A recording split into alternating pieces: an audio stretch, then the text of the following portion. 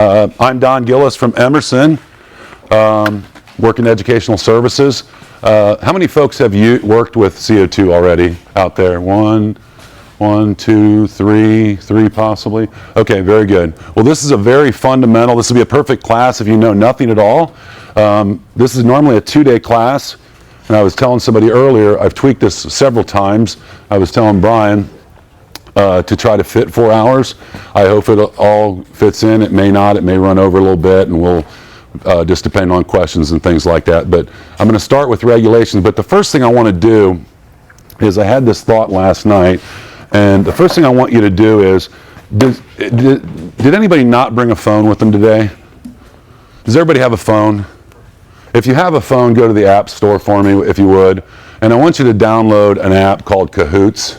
K-A-H-O-O-T, and we're going to do a little, and it's an app that's free, and the way the app works is, I'm going to hook up my phone to the screen, and I'm going to bring the questions up. It's a quiz. You don't have to use your real name. If your name's Dan or Calvin, you can put Fuzzy Raccoon. Okay, so I like that app because, especially if you teach, this is a great app to work with students, but it doesn't call anybody out on anything. And this, sorry, is it the purple? It's purple with a K on it. Very good. Thanks for bringing that up. It's purple with a K.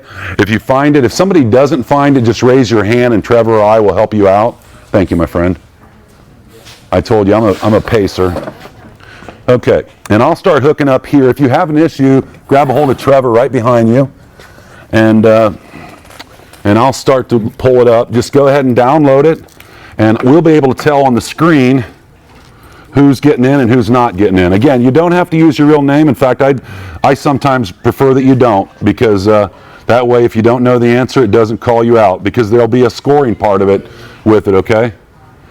All right, you can just go under a student or as a contractor. You can download the app, or you can just go to the website too. Either way works. Better to have the app. Mm-hmm. Are we supposed to do it as a student? Yes. Okay, so if everything goes right, something's going to pop up here on the screen. It's going to be a PIN number for you, and this won't take very long, hopefully. I'm going to do classic.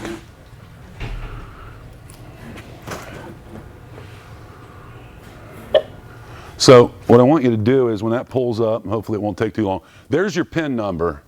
So when you go into student, you can go ahead and start putting it in there, and it'll count how many people are in, and we'll start seeing names down here at the bottom. So use that PIN number 739, and again, this is just a 5-question. It's kind of a pre-post test, if you will, just to see what you know. I guess it's a way of, when we do written quizzes prior to and give them after, did you learn anything kind of thing, okay? Again, use your name Tater here. King. Kawadude. What's that? What? The volume up? Okay.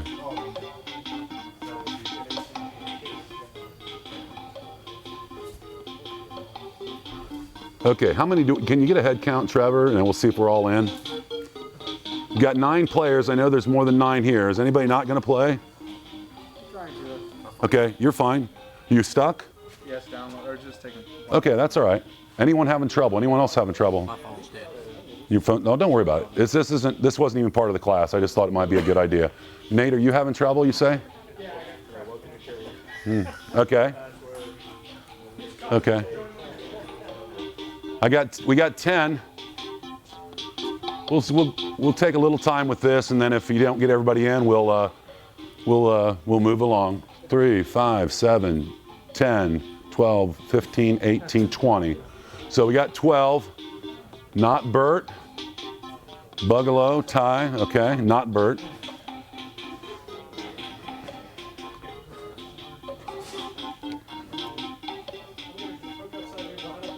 No problem, Nate. Yeah.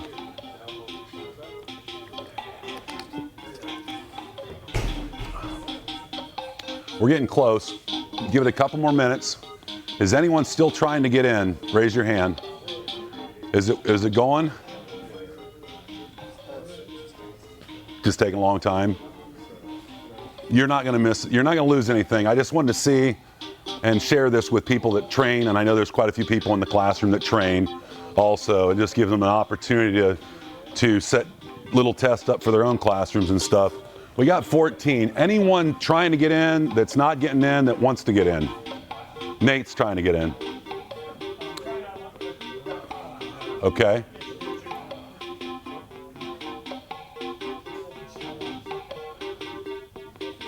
Is it? Okay.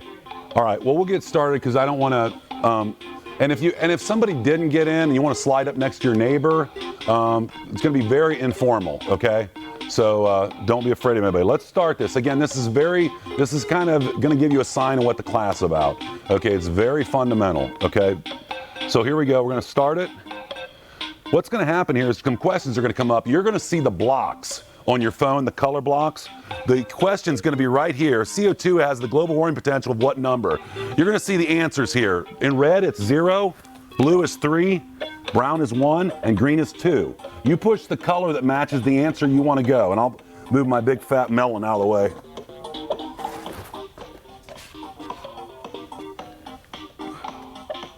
Okay, we got 11 answers. 2 seconds left. That's it. So the correct answer was, in fact, the brown. 5 people got it right out of, what is that, 12? Okay, we're going to go on. Now what's going to happen here is it's going to keep score. So tie. All right, now we're going to go to the next one. Again, this is just kind of a pre-post quiz type thing to see, you know, who knows what. CO2 expands how many times going from a solid to a vapor? How many times over? When it sublimes, how fast does it expand?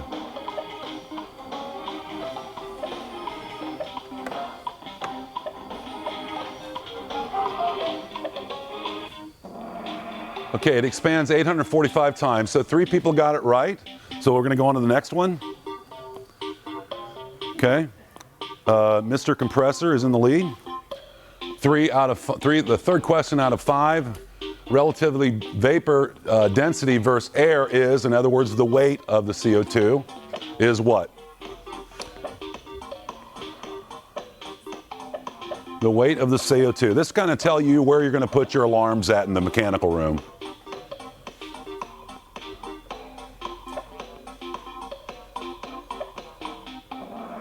And a lot of people jumped on that. And the correct answer is 1.52. A little known fact, or maybe a major known fact from you guys, as smart as you are, that is the same weight as propane too. Okay, R290. By the way, you didn't have a decimal point in yellow, so that's why I guessed. Okay, yeah, it's 1.52.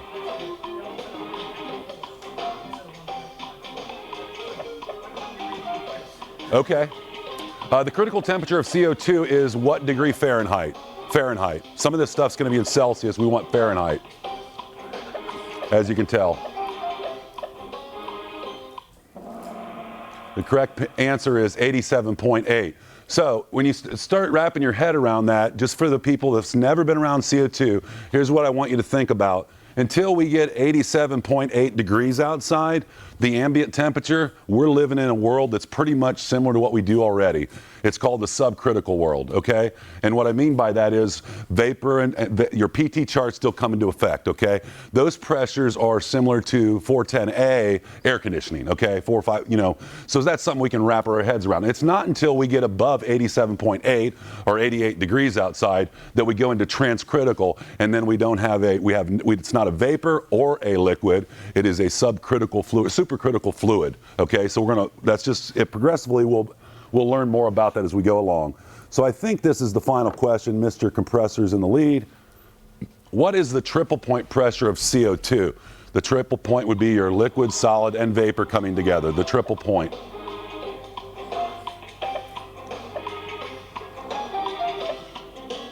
We're looking for the PSI, obviously.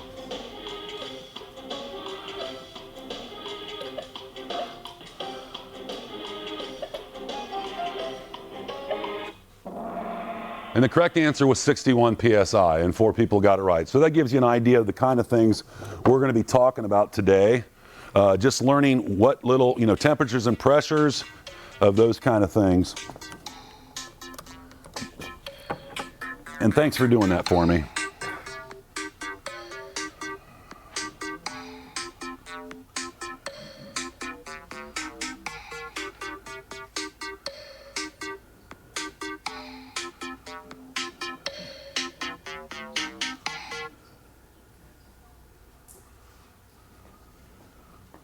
All right, let's get started.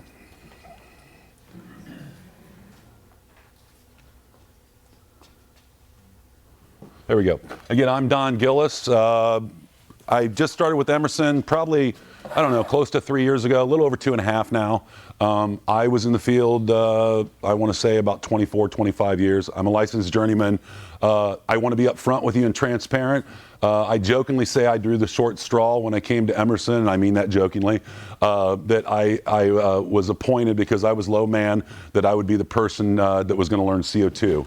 Okay, so I started going up to Canada and where they are a little more advanced than we are at the time, and as Germany is about 15, 17 years ahead of us on natural refrigerants. But I've done a lot with a trainer. We have a mobile trainer, and Trevor and I actually work with it quite often. And in fact, in a couple weeks, in 2 weeks or so, we're going up to New York. But anyways, and we've taken that apart many times, and I've gotten really familiar with the stuff.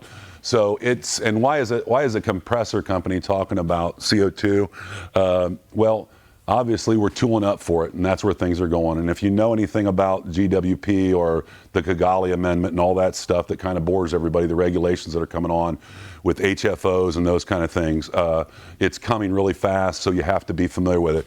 And if you look at those things, and you can see what the California Air Resources Board is doing right now. You know, you're a grocery person, a supermarket guy or gal.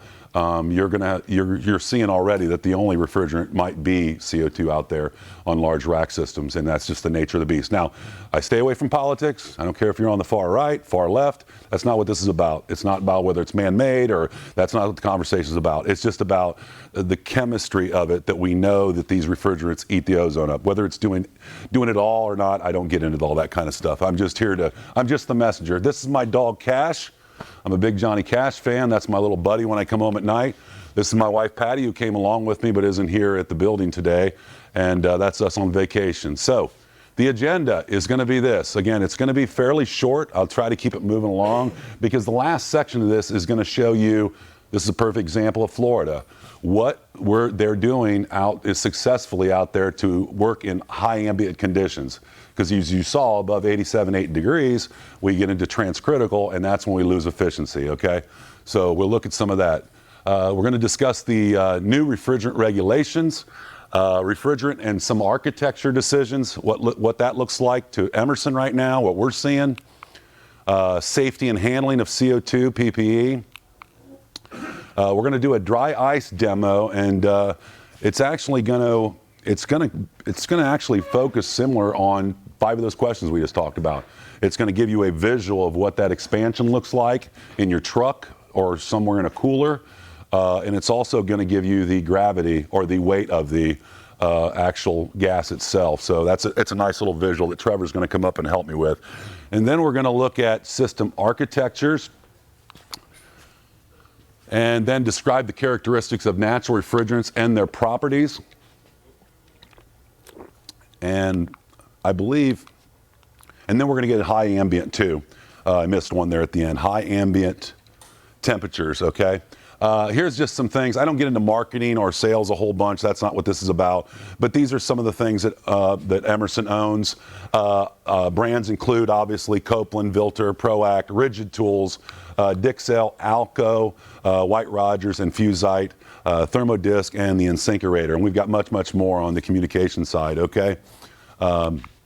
Here's some of the products of Visual. Obviously, there's a Vilter compressor. For those of you in supermarkets, the E2 product. I was on a group last night talking about the E2 with some other guys, and our E2 specialist was actually in the group talking back, and I actually tagged him so he could help respond to the question the person had out in the field. If you want it, I put the link down here. Get with me after the class if you want to get some more information on all this stuff, where you can get some good literature. This is something I just slid on the last day I was in my office. We've been there a couple weeks now. We travel quite a bit, about 35, 40 weeks a year we train. This would be our transcritical compressor. Okay, this would be our medium compressor, our higher pressures, and this would be our ZO scroll, which would be in low conditions. And I'm going to show you some schematics, what that looks like, okay, on the systems. Questions before we begin? Anything before? Okay. Refrigerant regulations, why are we here? Okay. Little known fact, you may already know this, some of the older people in the room possibly, or even some of the younger ones that are geeky and like to look things up, like myself. We already used natural refrigerants back at the first of the 1900s, the beginning, okay? We used CO2, we used propane, we also used ammonia, a lot more than what we use now. It wasn't until the 1930s that we came up, actually the R12 was actually invented in Sydney, Ohio from GED, and it was manufactured by DuPont, and it was easy. It took some of the technical safety issues out of it. Okay, it had chlorine in it, and we know what ended up happening there. After that, somewhere in the 80s there, anybody have their EPA card knows a lot of that test, or at least it used to be 20-some years ago, was about the Montreal Protocol, and those still is. Yeah, I know. I always wonder. Now I still wonder sometimes. My son's a licensed journeyman too, and he took his EPA at the beginning, and he came back right away. He goes, "Why do I have to?" And I said, "Well, it's part of the nature of the beast." Now it's almost more, it makes more sense for me now that I'm teaching it, I guess. But so we got into ozone depletion, the chlorine part of the refrigerant, okay? So we talked about that with the Montreal Protocol, and somewhere in the mid 80s, latter part of the 80s, 86, 87, I believe, if I'm not mistaken. And chlorine we got two things going on. We got OD, ozone depletion, and we got GWP, global warming potential, okay? And I'm going to try to separate that and explain that to you the best I can. Then we got into HFCs with good old R22, and you'll notice the letters I've got here too. These are ASHRAE numbers. A1 classification means it's non-toxic or low toxicity and non-flammable, okay? We'll talk a little bit more about that later on too. So we got into the HCFCs. Now they knew, according to the gurus, engineers where I'm at, they knew there was still going to be some damage, that it had the global warming potential, but it was buying time basically from what I understand. It lessened the chlorine issue there, okay? So somewhere in the 1990s, we went to the HFCs, okay? We got out of the chlorine thing, and we went to the HFCs, good old 404A, 507, 134A, 410A, and on and on and on. Again, it's classified A1. But that's when we started to see global warming potential, and that equals the reducing time, somewhere in the 2000s where we're at now. And that's the kind of stuff we're going to be talking a little bit, mostly today, of why natural refrigerants, because in the long run, that's what it started the ball rolling. But I'm going to show you, with the help of Trevor and anyone else that works in the field already, how efficient CO2 is. In fact, a lot of ammonia people are looking at CO2 right now, okay? And I'm going to talk about what's going on around the world, what they're using. In America, we tend to want to punish people and fine them and slap their hand and things, but I'm going to show you where the CO2 systems are having the most success. Countries like Japan, for example, a very small little island really compared to us, but they've got the most transcritical systems in the world. But they're paying them or rewarding them for putting them in, okay? And F-gas 2006 and F-gas 2007. Okay, so real quick on this, I keep everything really simple. Keep in mind, not everybody's as seasoned as you all are in this room, okay? So when we travel, there's a couple instructors, there's 3 instructors in the back that actually have worked either full-time or part-time with Emerson. You don't know what you're going to get. Might be somebody 6 months experience in the field. So you try to draw a picture a little bit the best you can. So here's what I'm going to do. The ozone depletion. So if you ever get in that conversation, and I'm sure you already know this, most of you do, ozone depletion is different than the global warming potential. The ozone depletion, I think of skin cancer. When I was a kid, we didn't even talk about sunblock, and now it's everywhere. Protect your skin, protect your skin. Well, that's what the chlorine was doing, okay? Something I read probably about 6 months ago now, and now it's starting to get out in technicians in my local area. The young kids to me, 20-some-year-olds, are now talking about it. The ozone, little known fact is, the ozone hole has actually come together almost 99% of the world. Does anybody know that? Anybody read that lately? Nate knows that. Quite a few of you know that. I just learned that 6 months ago, and now I'm seeing it wrote up in quite a few articles. So that's pretty cool. So that's working. Now we've got climate change, global warming potential. So the sun is radiant. We know that. Okay, so radiant, as you know, when I used to put heaters, I'm from Ohio, by the way, so we need heat in the wintertime, obviously. The radiant heat doesn't heat anything until it hits something, whether it's a body, a table, or whatever that is, okay? So the sun comes out. Now we know the air's not getting heat in it. It's pretty cold up there, but it heats up when it hits the earth like that, okay? And then it comes out and bounces up, and we've got this atmosphere or this bubble around that we call the global, or the greenhouse, pardon me. And I was sitting in a class myself one time, so I'm gonna give the analogy that I thought made the light go off for me the best. And it went something like this. If you picture a car, especially in Florida, okay, or any state that gets warm in the summer, you wouldn't leave your pet in there, you wouldn't leave your baby in there, obviously. That sun is beating through that windshield. Well, the air inside that car is much hotter than the air outside the car, right? Okay, that's kind of what's happening here. We're trapping that heat in here, and what we're talking about is anything with that high global warming potential, it's taken a long time to break up, so it's trapping there, and that's where they get that term, the greenhouse effect, okay? So that's that bubble around there. So that's what we're talking about, and I'm gonna get in to show you, because CO2 itself has a global warming potential of 1, but I'm going to show you what that means and why we're going down, and it doesn't do as much damage, or if it does damage, okay? So this is just a little term called the Kigali Amendment. I know it's not going to pay the bills when you hit the ground running come Monday in the trucks, but this is, if you hear this term or they start putting it on test, it's the piece of it's the section that affects us in the industry, the HVACR. It's the part of that Paris Accord that President Trump turned down and we got out of, okay? The Kigali Amendment is the section that affects what we do as trade people, okay, in the industry. And basically how it was gonna go federally was this. We were shooting for 2050 to eliminate it, bring it down to 10% of usage of what we are now. So you can see where everybody's starting out at 100% here. You'll notice that United States and Canada are the blue line, and then we've got your other countries, your A2 countries, Russia, Tajikistan, I'm not going to be able to pronounce these words, so, and then we're on same. And if you're probably asking yourself, why is everybody else getting there a lot longer than we are? Why are we going so fast and all these other countries, India, Iran, Pakistan?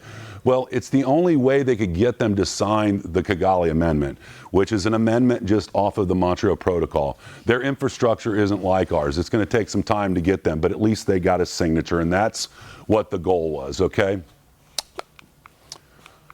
A little known fact about global warming potential. I put this note here to remind me something, again, to start wrapping your head around. We are about 15 or 17 years behind Europe, so stay with me on this. Honeywell, because of the penalties they're doing in Europe, they are penalizing you for shipping in refrigerant with high global warming potential. And what they're doing is they're charging you by the metric ton depending on what the global warming potential is. So if 404A is 3,900 global warming potential, and I'm going to explain what that means to you here in a little bit, and 134A is 1,300, well, I can ship, Honeywell says I can ship 3 times as much 134A. I'm not going to ship 404A anymore, and that's what they're doing. And I saw the other day where Chemours is doing the same thing. So again, the equivalence of the tons of the CO2, 404A, approximately 322, and 134A, 1,300 pounds, okay? So they're charging by the metric tons. That's just one example of what's going on around the country. I'm just going to touch on a few of these Europe policies that are in action on the national level.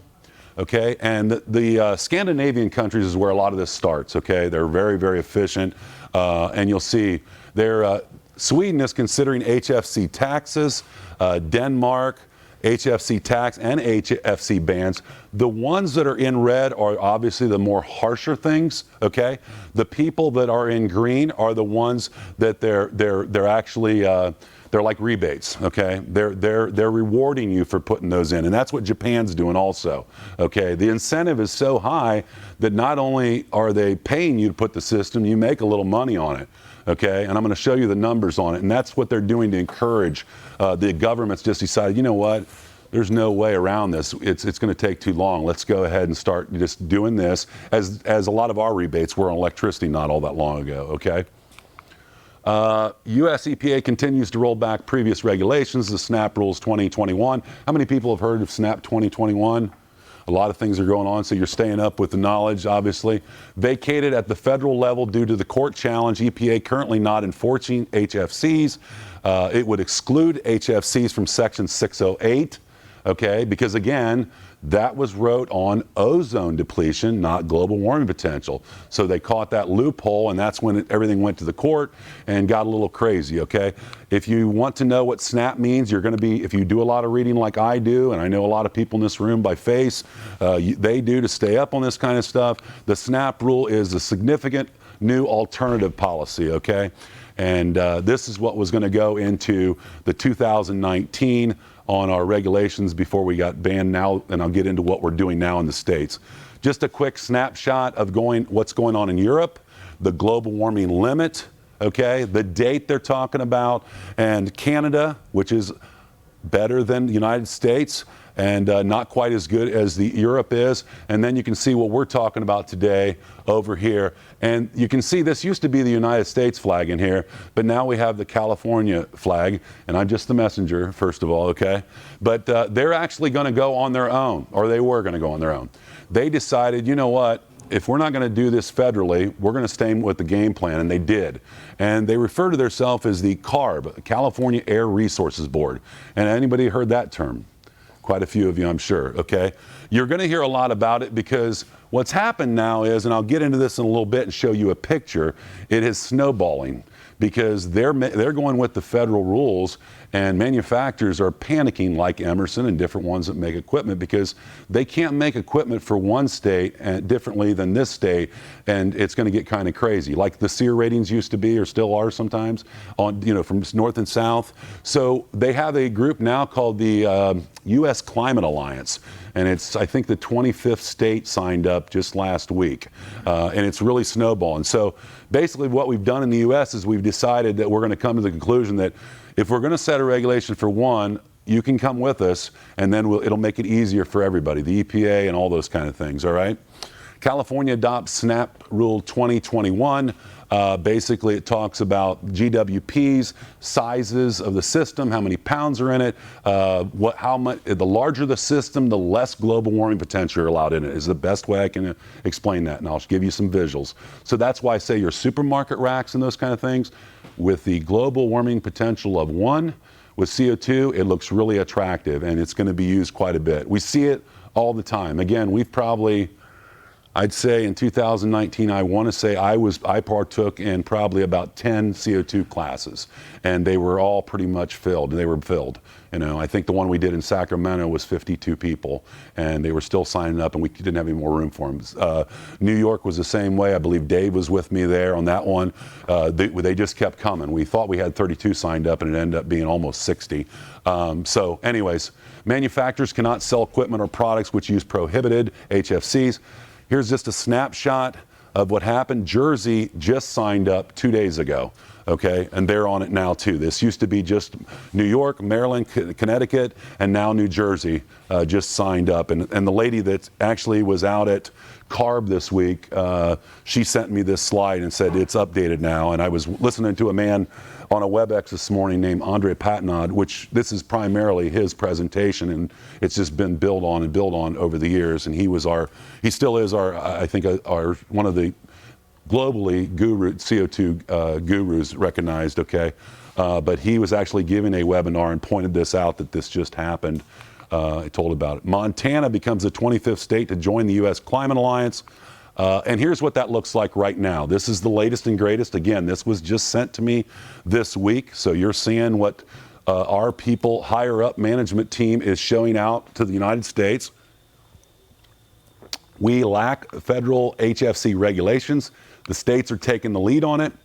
What we see in green is referring to the Climate Alliance. The blue is the SNAP 2021 in process. The yellow is SNAP 2021.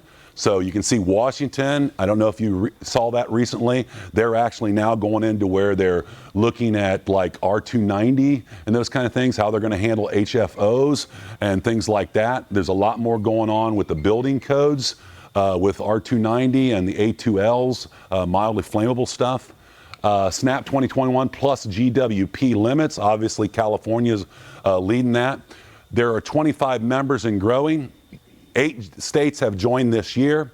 It now makes up over 55% of the population and 11.7 trillion economy. 3 states have adopted the USPA and SNAP 2021. Again, California, Washington, Vermont, and add New Jersey to that now. Also, allow for additional and removal substitutes or use conditions based on risk to human health and environment. It's a desire that states be consistent their approach when adopting the SNAP rules, okay?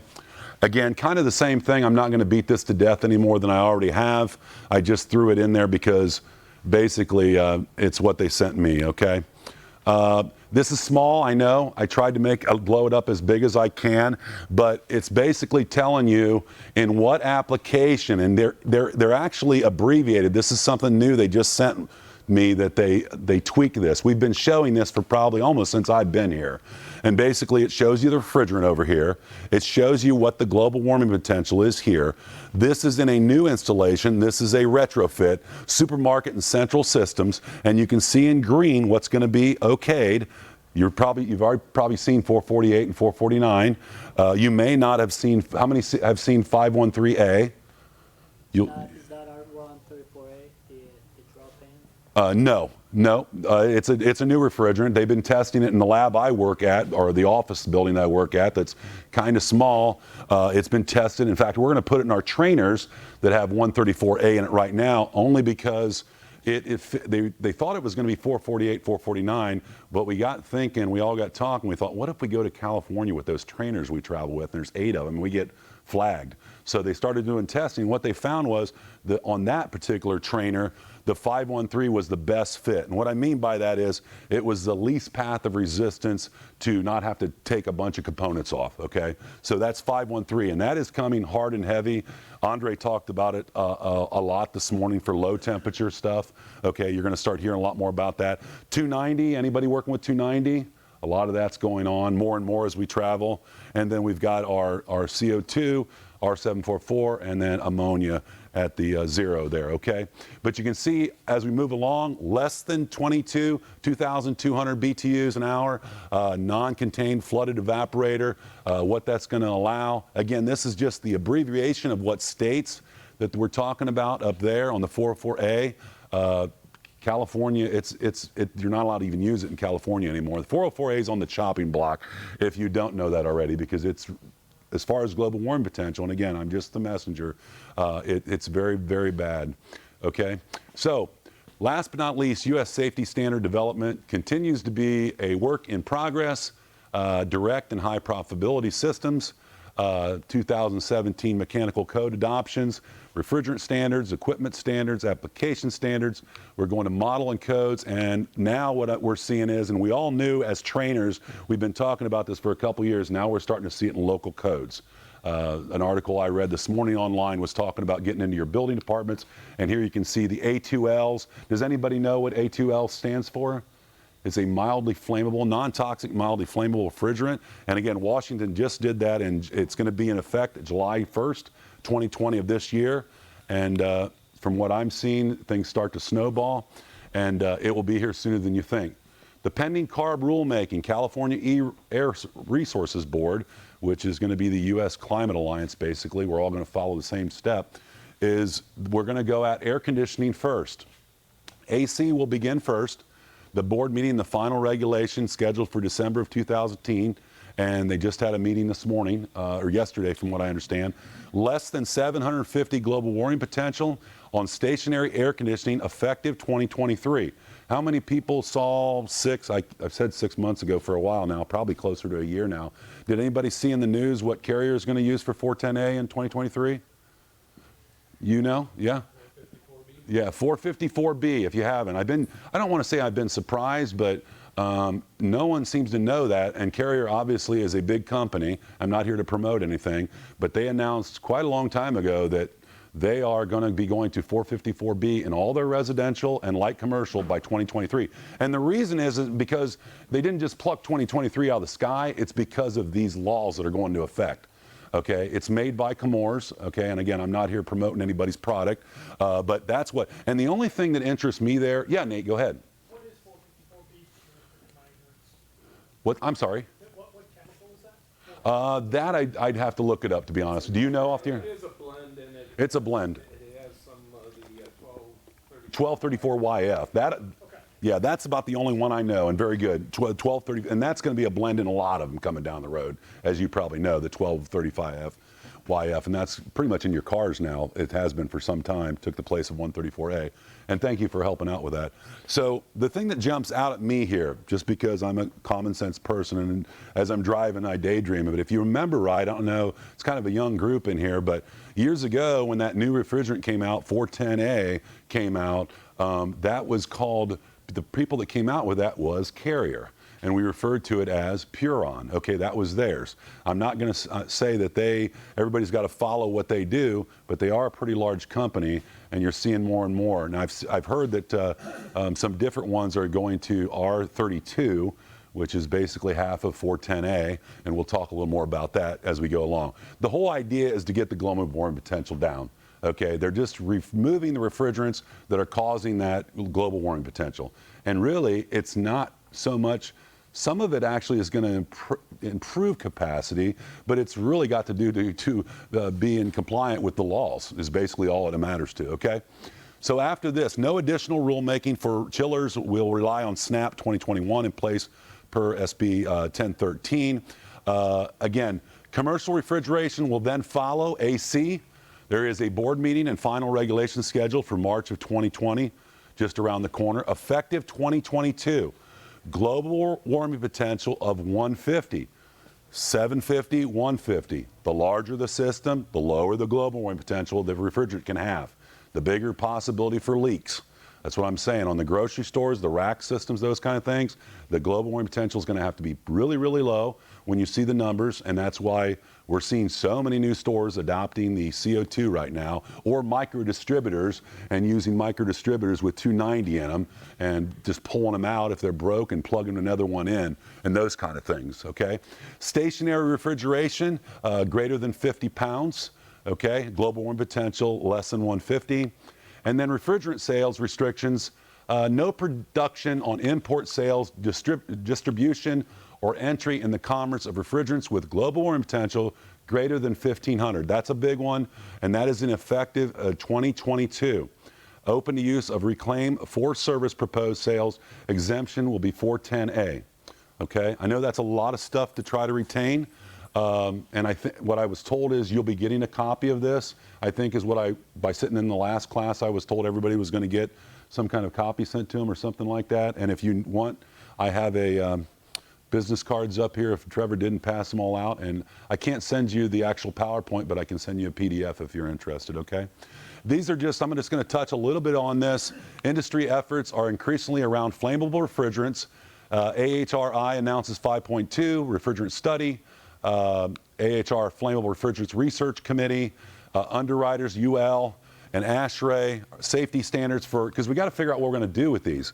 If we're going to start dealing with mildly flammable refrigerants and more 290, which is propane, how are we going to do that? Because we can educate as much as we want in schools, which they're not really doing that yet. I gave 2 presentations over the summer, one at Upper Valley in Dayton and one in UNOH, and the one at UNOH was it was a kind of a sign-on day. They brought like 700 instructors from around the nation, actually from the globe, to try to sell them on the idea of bringing their students there in all different careers, from mechanics to HVACR and those kind of things. And my class had probably about 25 people, and within 5 minutes, the guy that actually ran that department for UNOH turned around and looked at me, looked at everybody, goes, "Why aren't we hearing anything about this?" And all I was talking about is 290, which you all know is everywhere out there, a lot of 290. I mean, the compressors are going out pretty fast and furious right now for us. Building codes for mildly flammable, A2Ls. What I started to say is we can educate the us and get that out there, which we haven't done a great job yet. There's not a federal standard out there yet. I think RSES has a test you can take, and TRUE has a test also you can take, but it doesn't recognize by federal or state. Okay, but my concern and my thought a year ago was, and now you're starting to see it with Washington, they have to start training the fire departments. They have to start training the building codes. What are they looking at? It's all new. If it's new to us, it's new to people that aren't even in our field, right? I just slid this in here. And I had to have this picture sent to me, by the way, because at Emerson, a lot of the stuff, as some of the guys in the back row that's worked for Emerson know, a lot of this stuff is top secret. You have to have a special badge to get in these things, and I had to get permission to get in here. I did not take these pictures because they would not let me. They sent them to me. But this is new labs that they made in Sydney off the major plant to let you know how fast it's coming. And all these labs here, all these chambers, all their testing is A3 and A2L refrigerants. So we're talking about propane and mildly flammable, okay? They are live test stands and ambient chamber from 0 to minus 120, okay? So they're testing them pretty hard. Every one of those chambers, I was in there, and I want to say there was probably about 20 of them was running with something in it. And they're just hooked up to all these computers, and they're watching the data, and they're testing. Yeah, Nate? So is this basically cold climate testing is what's going on here? Yes, yes, absolutely. 123 degrees. Yeah, it is. Where on earth gets that? Yeah, that's right. Yeah, that's for sure. Yeah, and quite honestly, Nate, when we got in the conversation, it was another gentleman that's not with us anymore, Bernard and I had him come along, invited him to come along, and these guys are, a lot of the engineers are, you know, they're talking about stuff, and quite honestly, it's hard to stay up with what they're, even when I go to the sound labs, it's they're talking in a whole different language that I get, but I have to have them dumb it down for me. But I just wanted to show you what's going on, and when a compressor manufacturer is putting in rooms and chambers and testing refrigerants, it's on its way, okay? There's a reason for that, all right? They see the writing on the wall. So here we're going to start the understanding of global warming potential. The first thing I want to point out to you is these boxes in the corner. They're color-coded, okay? That green emphasizes A1. Next to that A1, it says non-flammable. It's non-toxic or low toxicity, and it's non-flammable. The pink is referred to as A2L. It's the new kid on the block. It's mildly flammable, non-toxic, mildly flammable, okay? Number 3, the red box, is A3. Only one on here, and that's good old propane, okay? Global warming potential of 3, okay? And then last but not least, our B2L. So B is toxic, and it's also mildly flammable. That's good old R717, better known as ammonia to us, okay? All right, so the first thing I'm going to do is, on the left-hand side of this chart, we're looking at capacity or pressures. We're starting out low or very low, and low, medium, and elevated with CO2, okay? Everything to the right of this row is similar to this refrigerant. So everything to the right is similar to 134A. Everything to the right of this is similar to 404A, okay? And so when we get over here to the green box, today's non-flammables, A1 HFCs, the ones we're used to, the ones we're familiar with, the ones we talk about, is our 134A. Again, the global warming potential is 1,300. Over here, 407A, 407C, 404A, 3,922. Okay, 507A, 3,985. And then we're going into what we're manufacturing now, that if you're not seeing it or you haven't seen it yet, you soon will. This is already going out and getting into the field. The global warming potential for this category is somewhere between 350 and 1,300. And the next slide, I'm going to show you these refrigerants and lay them out and show you what that looks like as far as using them. We're going to work on what bill does that fit with the new laws coming into play, okay? And then we're talking about mildly flammable, oops, my bad, A2L, HFO blends, okay? And we're talking about 0-150. Do you remember those laws I was pointing out to you in the equipment, and there was a lot of them at the very end that said it had to be less than 150?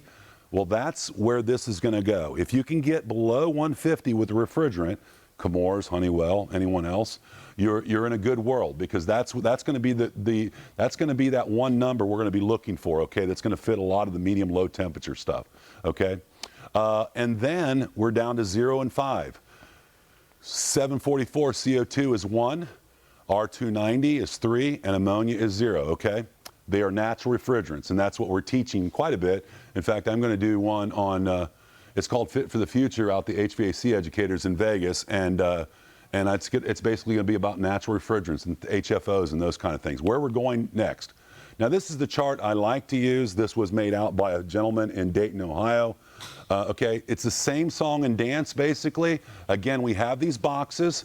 The first letter is the toxicity. The second character, the number, is the flammability, okay? Again, from 0 to 2,000. Here's our capacity, okay? If you're talking about, if you're in the world of temperatures, this is what we're looking at. If you're in the world of capacities, here's what we're looking at. Now stay with me because this took me a while to wrap my head around. He's been talking about global warming potential all day, and I'm like Don.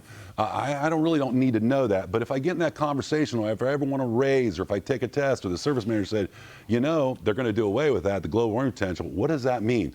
So stay with me. Everybody understands, or maybe understands ratios, compression ratios, whatever that is. So even though CO2, we breathe it, it has a global warming potential of 1. So they made CO2 the starting point. It's the standard. So all other refrigerants are based off of CO2, okay? We had to have something for a starting point, okay?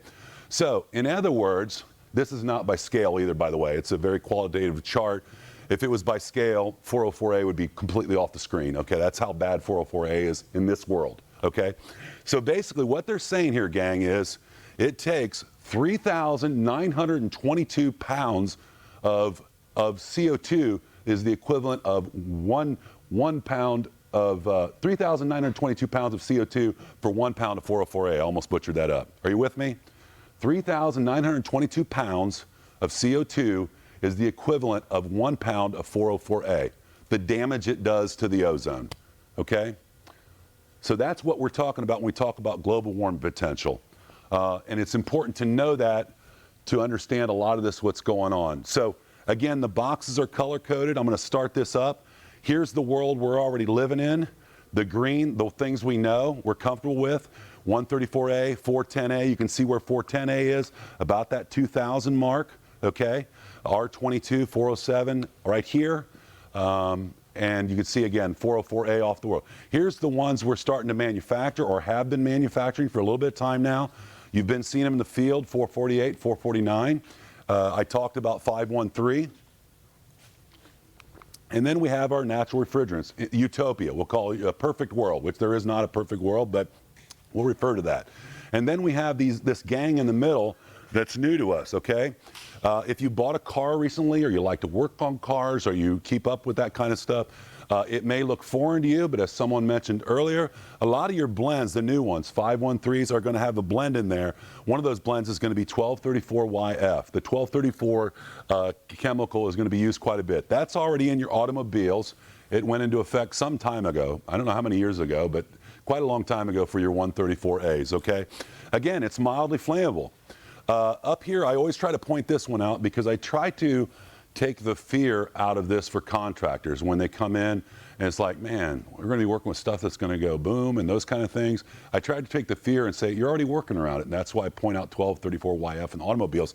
The other thing is R32. If you ask somebody if they've ever worked with R32, they say no. Well, they're already making that or putting that, and they have been for over a year now, in our P-TEC units and our window units. If you go to the store this summer and look, you'll see R32 on those, okay? Asia has never used 410A. Okay, they went right to R32. You know, for whatever reason, they decided it was easier to make. It's a single blend. That's what they do. But it's mildly flammable. But they never used R410A. This is what help me out. What is the company that went into? I can't think what the company is. Oh, I went blank here. Anyways, I'll think of it here in a little bit. There's already a company that's announced they're going to use R32, I think, in their mini splits, I believe. But anyways, R32, you are using, if you've ever used 410A, you've used R32. There's two blends in R410A. Half the blend is R32. The other half the blend is 125, R125. And the only reason we use R125 in 410A is it's a fire deterrent, okay? But when you take that fire deterrent out, the global warming potential is very attractive. And it becomes R32, but then it becomes mildly flammable, okay? So that's the dirty little secret of 410A. Even though it's a blend, we don't talk about its glide because it's less than a half, okay, half a degree. We just don't talk about it. But you can see where these fall. So HFOs, again, not that I came here to to give you a bunch of terminology that you need to know, because I like to teach things that are going to make you money, bring more value not only to yourself but the company you work for. But it is something you're going to start seeing a lot more of. I can promise you that. Like it or not, it's going to be part of your life. Okay? So that's that. Is there any question on that at all? So yeah, go ahead. That's it. Thank you. They just announced, or about 6 months ago, I think, Daikin announced R32. Yes, thank you for doing that, man. You're catching me. That's good. I'm getting old. So I slid this slide in. It wasn't originally in here, but I wanted you to see this because it had a big impact on me when I first saw this presentation. So 8 ounces of, and remember, we're going to take a post quiz. Okay, 8 ounces of 404A equals 1 ton of CO2. Okay. So the GWP, again, of 404A is 3,922, if that's ever on anything, okay? 404 equivalent threshold versus CO2. That's a lot of refrigerant if you put that into consideration, okay? Not trying to beat 404A up. I'm just the messenger again. You can see it's inevitable the way the laws are set in 404As. It's on the chopping block, okay? Stay tuned, stay profitable. Just some things that are going around. I'm not going to touch on all of them. These are just things that are going around, different things. Europe and the shortage of HFC refrigerants. The thing I do want to point out to you is if you've got something to write with, and if you don't, again, I'm going to send this to you or get with me after the class. I really like this link right here. Somebody recommended it to me. It might have been Andre, somebody that started teaching me about natural refrigerants almost 3 years ago now, 2.5 years ago. And to my surprise, or I was pleasantly surprised, I guess, I get an email once a week, once every 2 weeks. It's not trash. They won't hammer you with a bunch of junk. They're not selling anything. But if you want to stay up on what's going on, not only in the United States, but around the world, and a lot of times it's the U.S., it's in your backyard. Skating rinks now are using these new refrigerants and stuff like that. This thing is really nice. It's quick, it's easy, it's a couple paragraphs with a picture, and it just tells you a job that's going on right now using, it says 744, but it's natural refrigerants. And it's really cool. I've learned a lot from this link, and you give them their email, fill that out, and they'll send you this. It's a quick little read, and you'll know. That way, if you guys land a project and they're saying, hey, they're going to use this refrigerant, do you know anything about it? Yeah, I saw that they did this in Minneapolis or whatever. But if you like to keep up with your trade, and I'm sure you are, you wouldn't be here in this whole facility out here. It really keeps you up on what's going on. Again, just a snapshot of the things. Again, I talked about 744.com. That's that link right there. It's got a lot of good reads if you sign up for the website. SNAP, we talked about already. F-gas regulations, just a lot of things that are going on. Questions on that? I know it's not the most exciting section. Did you have something? No, you're all right. No, you're fine. Okay. Let's start up with architecture. So this section is going to talk about what we're seeing from Emerson of some of the architecture that's taking place out there because of the global warming potential restrictions or what they're going to put on us here going down the road. The people that are now building or looking at stores down the road, especially the big chains, when we're multiplying that by hundreds of stores, we're just going to show you what we see going on right now. I'm just going to cap on this last one, Canada, Europe, and then we've got the US. That's the one I'm going to touch on. CARB by 2022, one more time, okay? Refrigeration greater than 50 pounds. Global warming potential is going to be less than 150. If it's less than 50 pounds, global warming potential can be 1,500, and new refrigerant sales ban of 1,500 global warming potential. AC residential, split, and rooftop units, less than 750 global warming potential. So if you're strictly an HVAC guy, just be aware of that. I remember getting a phone call from somebody that went to the CARB meeting. He's a wholesaler, and the cool thing I will say about CARB that I've learned from our friends in California, the people that invite us in to do classes, this particular company is called RSD. He called me. What's cool about CARB is they're chemical engineers. They don't know what you know. They don't know if they pluck a number out of the sky and say, okay, global warming potential is going to be 50. And that's going to be it. We're not even going to talk about it. Well, they don't know what kind of hurt that's going to put on a store owner or you, okay? So they're inviting folks like you, anybody. It's an open door thing. You can come in, you can sit down, whether you're a wholesaler, a contractor, a store owner, or whatever, and they're working together to try to figure out, okay, what's realistic and what's not. So that's pretty cool. So here we'll walk through this. The square footage of the store, at the top is the greater, the less is at the bottom. As we go down in the square footages, we're going to have a lot more option. As I said earlier, not that I'm here to sell you on natural refrigerants, I'm just making you aware of what's going on. Trends in architectures, refrigerants towards 2020. In your warehouses and your large supermarkets, because of the global warming potential, again, the more gas you got in the system, the lower the global warming potential is going to have to be. What we are seeing around the globe, greater than 40,000 square foot is going to be your central architectural NH3 cascade and booster CO2. And we're going to talk about what a booster means. Simply a transcritical booster means nothing more than the medium and low temperature lines are connected together in one header and there's only CO2 in the system, okay? But I'm going to go through all these different systems with a nice graphs and show you how what that's going to look like. In medium-sized supermarkets, somewhere between 10,000 to 40,000 square foot, we're going to see centralized HFOs, CO2s, or booster CO2s. Remember, the HFOs, that was your mildly flammable, your A2L refrigerants. To bring you a visual, that was the pink boxes, if you will, okay? And the boosters and the CO2. Semi-centralized distributed HFO or CO2. And then your small supermarkets and hard discount stores, somewhere between 6 and 10,000 square foot, centralized HFOs or CO2s. You'll have distributed HFOs or CO2 systems. And then good old integrated display cases, seeing a lot of this right now, R290s. It's a big one. It is getting a lot of traction. It seems like everybody, if they're not working with anything else, natural refrigerants, all around the nation, I'm seeing it.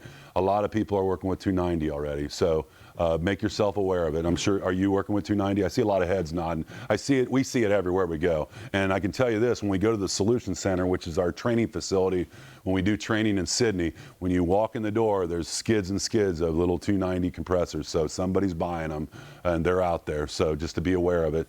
In your C stores, 1.5 or 1.2, 6,000 square footage, distributed HFCs, HFOs, and CO2 systems, multiple HFO units or condensers, integrated display cases, again with the 290s, plug and plays, and I'll show you where they're being used at. There's a company called HEB down in Texas, and they're doing all their micro distributors like that, and they pull them out, and if something breaks, they just pull them out, maybe bring them in the back room or back to their service place and work on them, and they plug a new one in and they go. They're using glycol to remove heat to the top and the 150 grams of 290 that they're allotted. Restaurants, less than 1.2 square foot per store, distributed HFOs. This is our X line, by the way, our new condensers out. We actually are going to show next week. I don't think I'm letting out top secret stuff now. I hope not, but they will unveil next week. We have a X line condenser right now that's becoming very popular. Looks like a mini split, I know, but has a digital compressor in it, and that's something they'll be showing next week in Orlando. We'll have there in our booth for HR, and it has liquid and vapor injection and all the good stuff, all the bells and whistles. Multiple units, monoblock HFOs and 290s, and then we have ceiling HFOs and R290s and integrated cases for 290s. Again, 290, 290, 290, seeing a lot of it, and your HFOs, so be aware of that, okay? Let's talk about the system architecture choices. When we talk about a CO2 booster, transcritical, what they're saying is, again, we didn't come here to learn a bunch of big words. What we're saying, what should go up in your head right away is that means only CO2s in the system when we talk about it, okay? And the medium and the low temperature is connected together, okay? We have 3 different suction pressures going into one header, going into the top, the semi-hermetics at the top of it. That's the one that's going to have the high pressures. Again, what was the temperature? When we hit that temperature, we go into transcritical? 87.8, 87 yeah. Okay, because below that, there's nothing to be afraid of. There's really nothing to be afraid of anything, but that's when our world changes quite a bit, to take the fear out of that. Global warming potential, ODP, ozone, pardon me, is 0. Global warming potential, again, is 1. It's classified A1. I want to clarify here, it says non-toxic, non-flammable, but so many parts per million, it will asphyxiate you if you're in a small confined area of CO2, so I want to make aware you may need fans and what have you. It does have high pressures, very, very high pressures. And we're talking 1,600 pounds on the high side when we get above that 88 degrees or 87.8, okay? When we get into transcritical and it changes, it's going to be very high. We got to be concerned about standing pressures because we talked about it earlier. If the system goes down and the temperature starts to raise in the receivers or what have you, the pressures go up, okay? We're going to need to cool that down somehow if we lose power, okay? That standing pressure we talked about multiplies 845 times over as it sublimes, so we have to be aware of that. It is a good low ambient, perfect, and high ambient strategies, and I'm going to talk about at the very end of what we're doing when we are above the 88 degrees. In Atlanta, for example, we got a store there that's been there for about 3 or 4 years now, okay? Indirect chillers for cascades, the niche application. It is a commercial and industrial full natural option.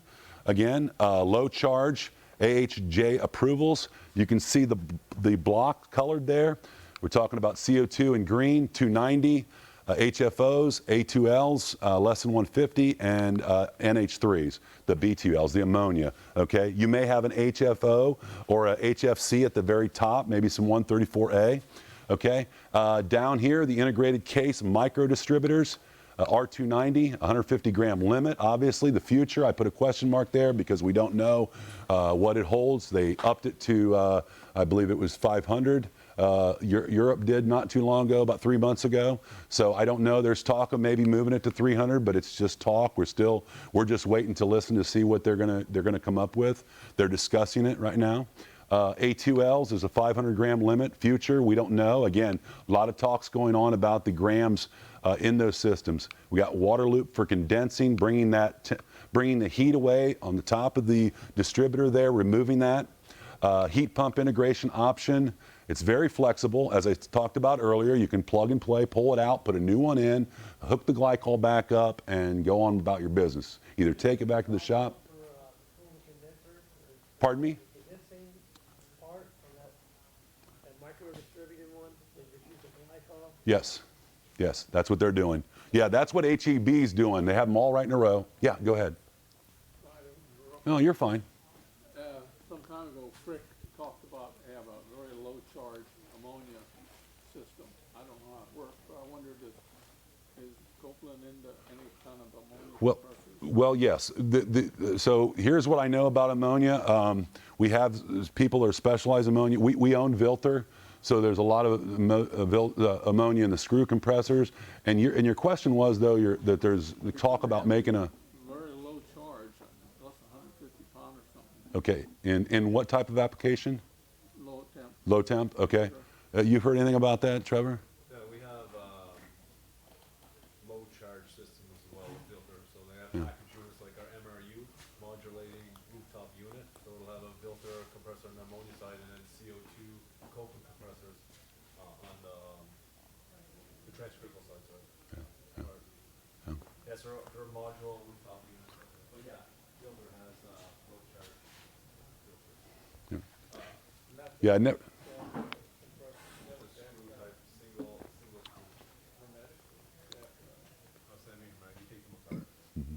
Yeah.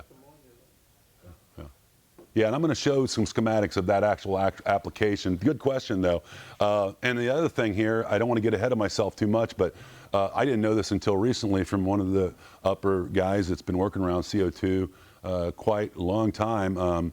They have residential transcritical CO2 systems in Japan, and they've been out there for a long time. I asked him, I said, have you seen any CO2 residential stuff? About a half a year ago, he goes, yeah, they're everywhere in Japan. Again, going back to that incentive program they got. So distributed, many refrigerant options, optimized suction pressures, location flexibility. It is a low charge and it's a small footprint. Your options are going to be CO2, HFCs, HFOs, and strictly HFOs on that, okay? Just a snapshot on there. Very good question. So I'm going to take just a second to set this up, okay? Because there's a lot going on. Obviously, we're going to start with the boxes that we've already learned, our toxicity and our flammability. But this is what I want to point out to you. When we come to each one of these boxes, if the arrow is going up, we are seeing that trend going up. If the arrow is going down, we're seeing less and less of that, okay, by what's going on around the world. the regulations that are going in, okay? The blue arrow going that way, on this side of the arrow, it's going to show where we're at now, what you see in stores mostly now, and where we see it going likely refrigerant for 2022, okay? Market trends, architecture, refrigerants, increasing mix of refrigerants and system architecture combinations. So we're going to start over here first with the food service cold rooms. Cold rooms remote. Right now we're using HFCs and HFOs, which are classified as A1. Again, what we see moving forward into 2022 is our HFOs, A2Ls, less than 150, okay? And obviously CO2. You're going to see CO2 on most all of this stuff, obviously, because there's opportunity there. Again, it's not we didn't put it there on purpose. Again, we're not trying to sell you more CO2. It's just a fact because of its global warming potential. It fits a lot of needs like 290 does, but 290 unfortunately has the grams that you're allowed to use right now. That's what's holding it back. Okay, cold rooms, integrated monoblock, HFCs, the good old HFCs, A1s. We see that moving to the HFOs and the R290s. The global warming potential is 2,500, less than 300 here. Retail future-proof distributors. Again, this is one of those systems where they're using glycol or something, removing the heat at the top. This is trending going up. Okay. Right now, what we're going to see is HFOs. Big check mark by the R290s, as I said. Okay, pulling them out, go and plug them in. Okay. Again, we're seeing that application because of the grams allotted. Okay. That's the reason for it until they get that figured out. CO2, we're not sure of just yet. Okay. Down below in the retail future-proof units, less than 40 kWs, okay? We were in HFCs, HFOs. We see that moving to right now in CO2s and HFOs with a less than a 300 charge, global warming potential of 2,500, okay? Over here in the retail future-proof centralized systems, going down, seen a lot of this now, the movement, centralized racks, greater than 40 kW. Okay, was HFCs and HFOs. Now we're seeing it HFOs, less than 150 charge, global warming potential 150 or less. Okay, indirect systems or chillers, medium temperature, niche, staying pretty consistent. Okay, not going up, not going down. Seeing HFOs, your A2Ls and your R290s. Global warming potential 150, 150, a single stage. And then we get into the hybrid cascade systems, okay? This is going down. Very large system. Used to have the HFCs, HFOs for the supermarket folks. We see CO2. Now what we're seeing, the trending by 2022 is solely HFOs, A2Ls, less than 300, and the 744, obviously, the CO2. Global warming potential 1,500. Multiple refrigerant stages, okay? You might have an HFC on top of it, okay? And then we've got our CO2 booster, big time trending in this application, okay? Again, your medium and low are all integrated in the lines. They're going into one header. When we say CO2 booster, nothing more than we're saying is the only refrigerant in there is the CO2, okay? Global warming potential of less than 150. Obviously, the global warming potential for the CO2 is only 1, okay?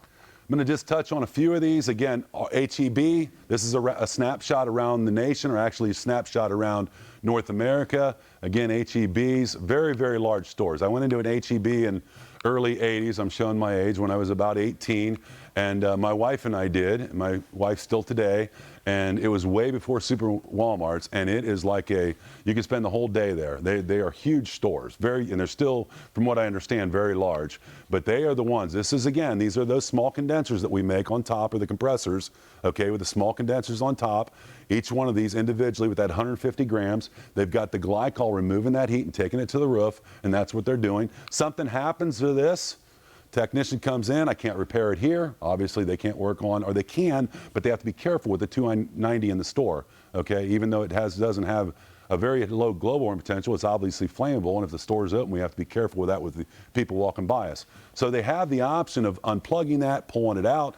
disconnecting the glycol and putting it back in. take it in the back room, work on it, or take it back to the shop, whatever they want to do, okay? Here's a Sprouts in Dunwoody, GA, Georgia. The reason they have this on here is they're very proud of this. We worked with them closely. You'll see the E2s. This is all of our equipment. Obviously, Dunwoody, Georgia gets very hot. My youngest son and his wife a couple years ago just moved to Athens. And you know how steamy it gets there. Obviously, most of you, or a lot of you, are from Florida here, okay? But it's a transcritical system. And we said it doesn't function all that great above 87.8 degrees. And we're going to show you what we're doing there to make that work. How we're manipulating that temperature. It may be 90 or 90 something outside, but it's seen 84 or 82. And we're going to show you what that looks like, okay? If you don't know this, and again, if you read like I do, I read a lot of magazines. About a year or so ago, Aldi's announced that they were going to do all their new stores and some of their renovations solely with CO2. And as I travel throughout the U.S., I'm seeing it more and more. If a technician's in the classroom and they have the Aldi's account in that area, they are in fact using CO2 on all their new stores, okay? So something to be aware of. But they've got here transcritical CO boosters. Obviously, they're based out of Germany, might have some effect on it, but they're already ahead of the curve quite a bit. In fact, they're one of 2 stores that are leading our country right now putting CO2 systems in, okay? IGA in Quebec, transcritical CO2 systems, Iraq. I've got Whole Foods in Santa Clara, California, propane chiller and CO2, secondary cascade. And this Walgreens is pretty neat. I'm not going to play the video today because we don't have sound really per se. But if you get a chance, Google, or write this down, Google Walgreens, Evanston, Illinois, net zero store. It's a very, very fascinating YouTube video. I think it's less than maybe 10 minutes, but it's really cool because it's almost like a guinea pig, if you will. It's a trial store, and they've done all these different things there with all these natural refrigerants and different HFOs and stuff. They've got solar panels there, they've got geothermal there, and they walk you through the store and show you all the different applications, what they're using it for. It's a very, very interesting application, and the first of its kind from what I understand. Again, a lot of geothermal in it, a lot of CO2 in it, and again, they've got solar panels on the top of the roof. And that's pretty much it. TCO, total cost of operation, is the key to understanding the total value of any given solution. Our first CO2, quick story, CO2 class last year was the day after ASHRAE, or AHR, in Atlanta, Georgia. And they did that purposely because we weren't sure how the class was going to be taken. The first one with our new trainer, and we went in there. And the class was as full as we expected, but what I didn't expect anyways was there wasn't really one contractor in the whole room. And what that looked like, just to give you an idea, is there was decision makers throughout the room. People that either own grocery stores or people that work on grocery stores that are decision makers on, are we gonna stay with this or should we change now? So the TCO, basically, total cost of operation, I just wanna say as, how to word that, am I thinking about today or am I forward thinking about tomorrow is really what it comes down to, okay? And more we're seeing people thinking about tomorrow. Southern California, 6-8 months ago, I did a CO2 class in Sacramento with some fellows, and there was a contractor in there. Again, there was 50-some people. Very large company came. They were doing a project in Southern California, and they were quick to share with me, and so was RSD, because they had their account and they were buying all the material from them. They got associated with the largest CO2 system that was installed up to that date in the United States, and they were very, very tickled to death, okay, about it. So that was a big deal. Again, Southern California, okay, yeah. Just had a question. That says there's a propane chiller on that whole food. Yeah. Subject to that. It is. Trevor, explain this chiller to them about that, how they did this here. Special case, so they work with the majority of jurisdiction there in Santa Clara, and they actually had 17, I believe it was 17 pounds in each one of those. There was 17 pounds of propane, I think it was 1,700 pounds of CO2. Yeah. Yeah. Yeah. That's a special case. They work with the county to do that, so that was testing. Yeah, it's very unique, and I knew the number at one time, but I forgot it, and that's why I was hoping Trevor would remember the details on. Yeah. You mentioned RSC twice now, and there's a company I worked with out of Columbus, Ohio. RSC. Is that any? I'm saying, that's my Ohio accent. I'm saying D as in David. Yeah, and you said C, right? Yeah, I'm from Ohio too. Sometimes it's hard to understand me, but yeah, it's RSD, and I don't know what it stands for. Refrigerant service something or whatever. There you go. There you go. Those guys know. They've done more of that training out there than I have, but pretty large company out there, West Coast, Nevada area, pretty large there. So good questions, gang. I appreciate it. Okay, now we're going to get into just a couple more things here on the system architecture. I'll make this quick. Self-contained units, again, the AC, we're removing here. We got an air conditioner on top, a condenser, removing the heat there on the self-contained. We got a small pack with condensing unit scrolls, a distro pack, what that looks like. CO2 booster, again, medium and low temperature. Refrigerants are all CO2. And then you have your HFCs on the secondary. We're going to talk about each one of these, what secondary means, what cascade means, and all that stuff. HFCs and ammonia on the top, CO2 at the bottom, and our cascade systems over here, medium and low temperature. One, we're using CO2 on the medium temperature. We're using CO2 as a liquid like glycol. Okay, it's very, very efficient as a liquid. It's better than glycol, and I'll show you what that looks like here in a little bit, because it not only has sensible heat, it has latent heat. CO2 is used by pumping around, okay? The things we're looking at, what's driving all this: refrigerant charge, system integration, service infrastructure, system life cycle, application environment, legislation, obviously, and policy, and our climate. Okay, we've got through that. Any questions there? I know, again, it's a lot of information. I tried to tweak it down as best I could. Let's go on to the next one. All right. Refrigerant R74. CO2 is a refrigerant, safety and handling. A lot of the safety and handling you're going to find, I made this fairly short section. It's going to be somewhat similar when we talk about the safety of it. Some of it's going to be common sense, what we already do. Some of it not so much. I wanted you to see this, because in red are the concerns or the things that it doesn't do well, whether it's CO2 or whether it's an HFCs, CFCs. In the black is where it shines, okay? Those are my words, okay? Where it does well, all right? So global warming potential, it only has one. Ozone depletion, 0. So in black again, that's a good thing. In red, we'll call that a flag going up, okay? I've never really used that term, but we'll say that. Global warming potential and ozone depletion, kind of high, somewhere between 1,300 to 4,000. 0 HFCs, high for HCFCs, okay? What about the down here, saturated pressures? 744, that's our concern. We get into those high pressures, operating pressures, the standstill pressures. Again, multiplying 845 times at standstill pressure if we're not cooling that receiver, okay, or that high pressure tank. Power outages, we've got to address that. Again, the rapid pressure rise, okay? Inert gas, yes. Flammability, A1, which is good. Toxicity, no, but again, with so many parts per million, you can have some asphyxiation, so you got to be aware of that, and we'll talk a little bit more about that. Odor, there is none, okay? So they both look good in this area. Volumetric mass flow, much, much higher on the CO2. If someone says to you, yeah, they're just doing that because of global warming potential, that is not true. How many folks, I'm sure all of you do, but how many folks work with compression ratios or understand compression ratios?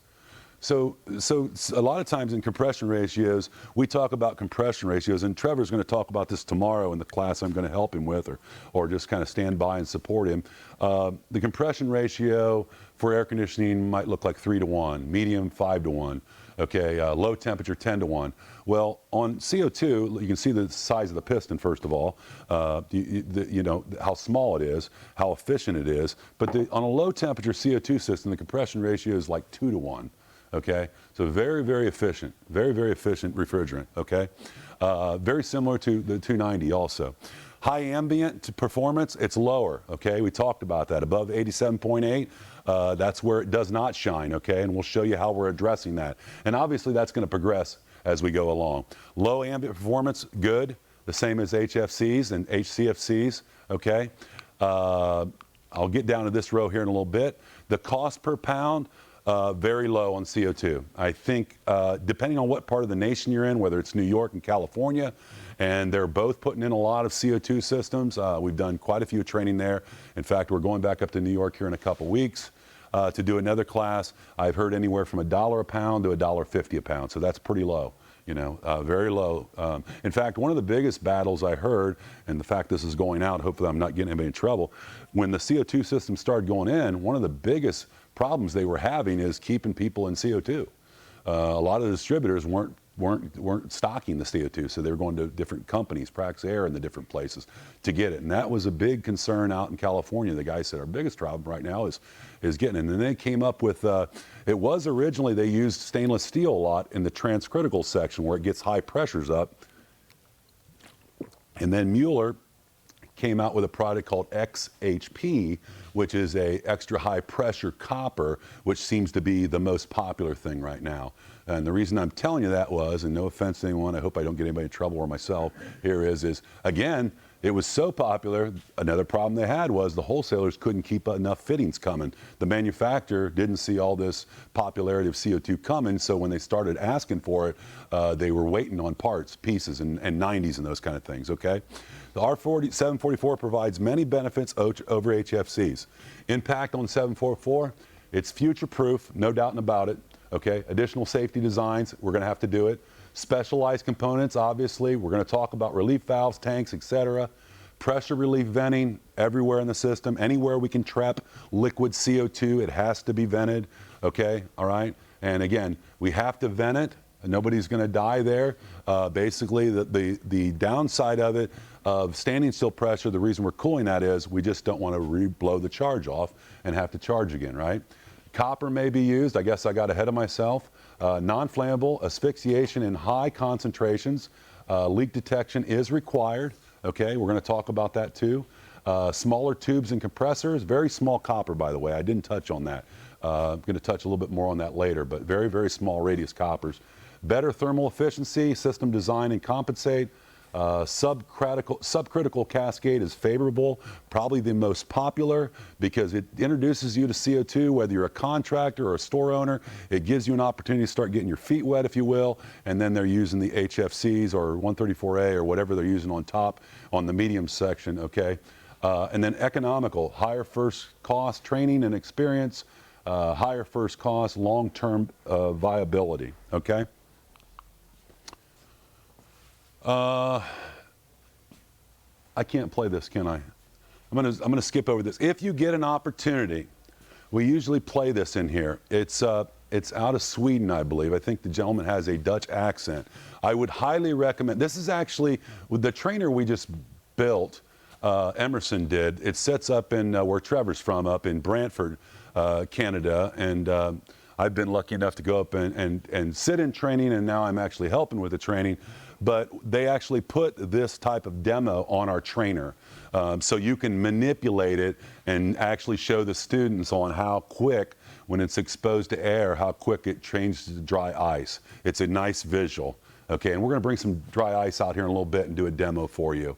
But go to this, the critical point here, thermodynamics explaining the critical point. Very, very good video. It's a nice visual, and it goes through the PT diagram very, very well and talks about this, okay?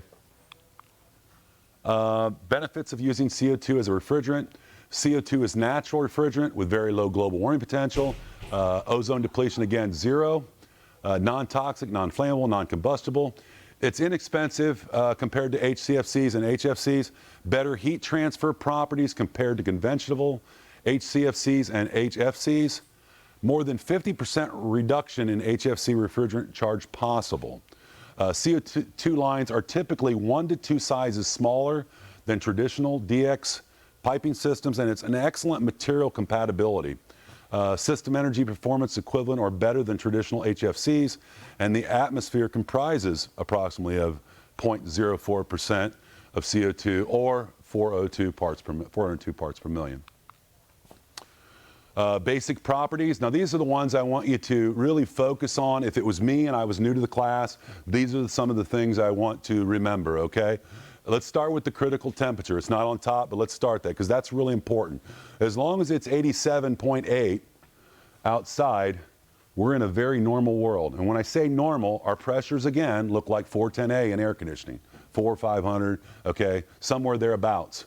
The temperature at atmospheric pressure of CO2 is a minus 109. So not that any refrigerant isn't cold, but CO2 is extremely cold. And you'll see how we're going to work with it up here in a little bit. The critical pressure is 1056 psig.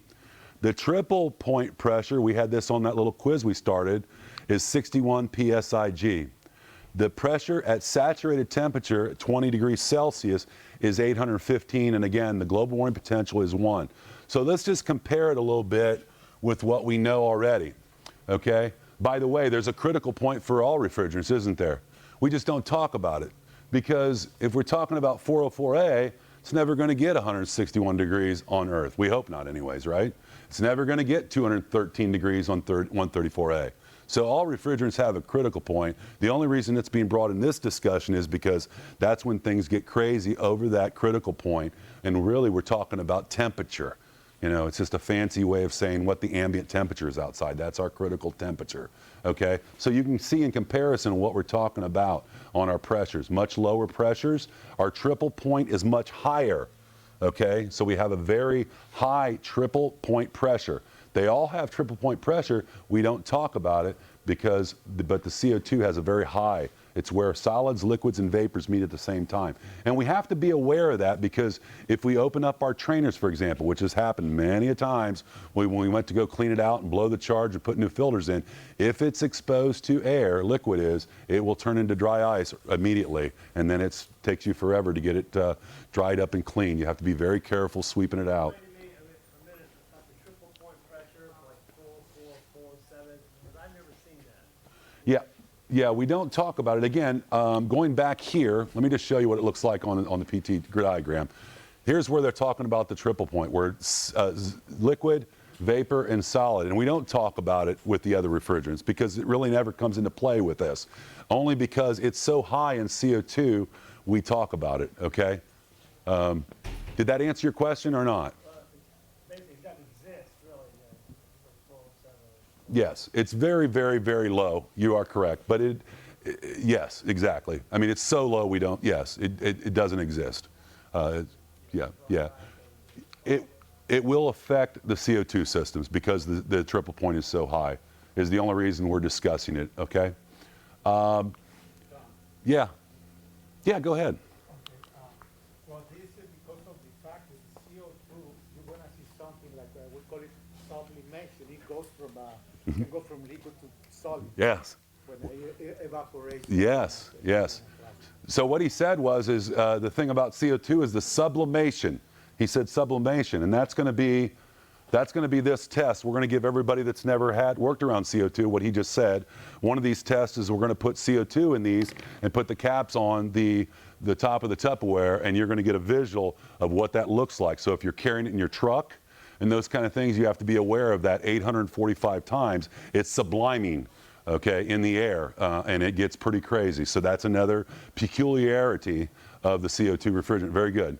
Very, very good. That's one of the key things we have to talk about. That's why these are set up. I want to show the gravity and the subliming part of it, okay?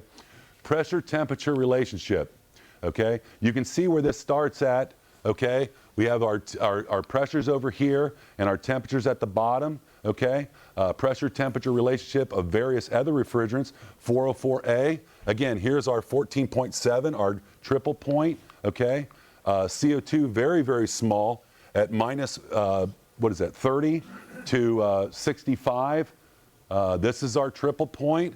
This is our critical point at the top of it, very small window. So we're dealing with a low critical point outside our temperature and a very high triple point that we're worked on. You can see the other ones over here, okay? And what we're talking about. Triple point is the boxes and the critical point is the circles, okay?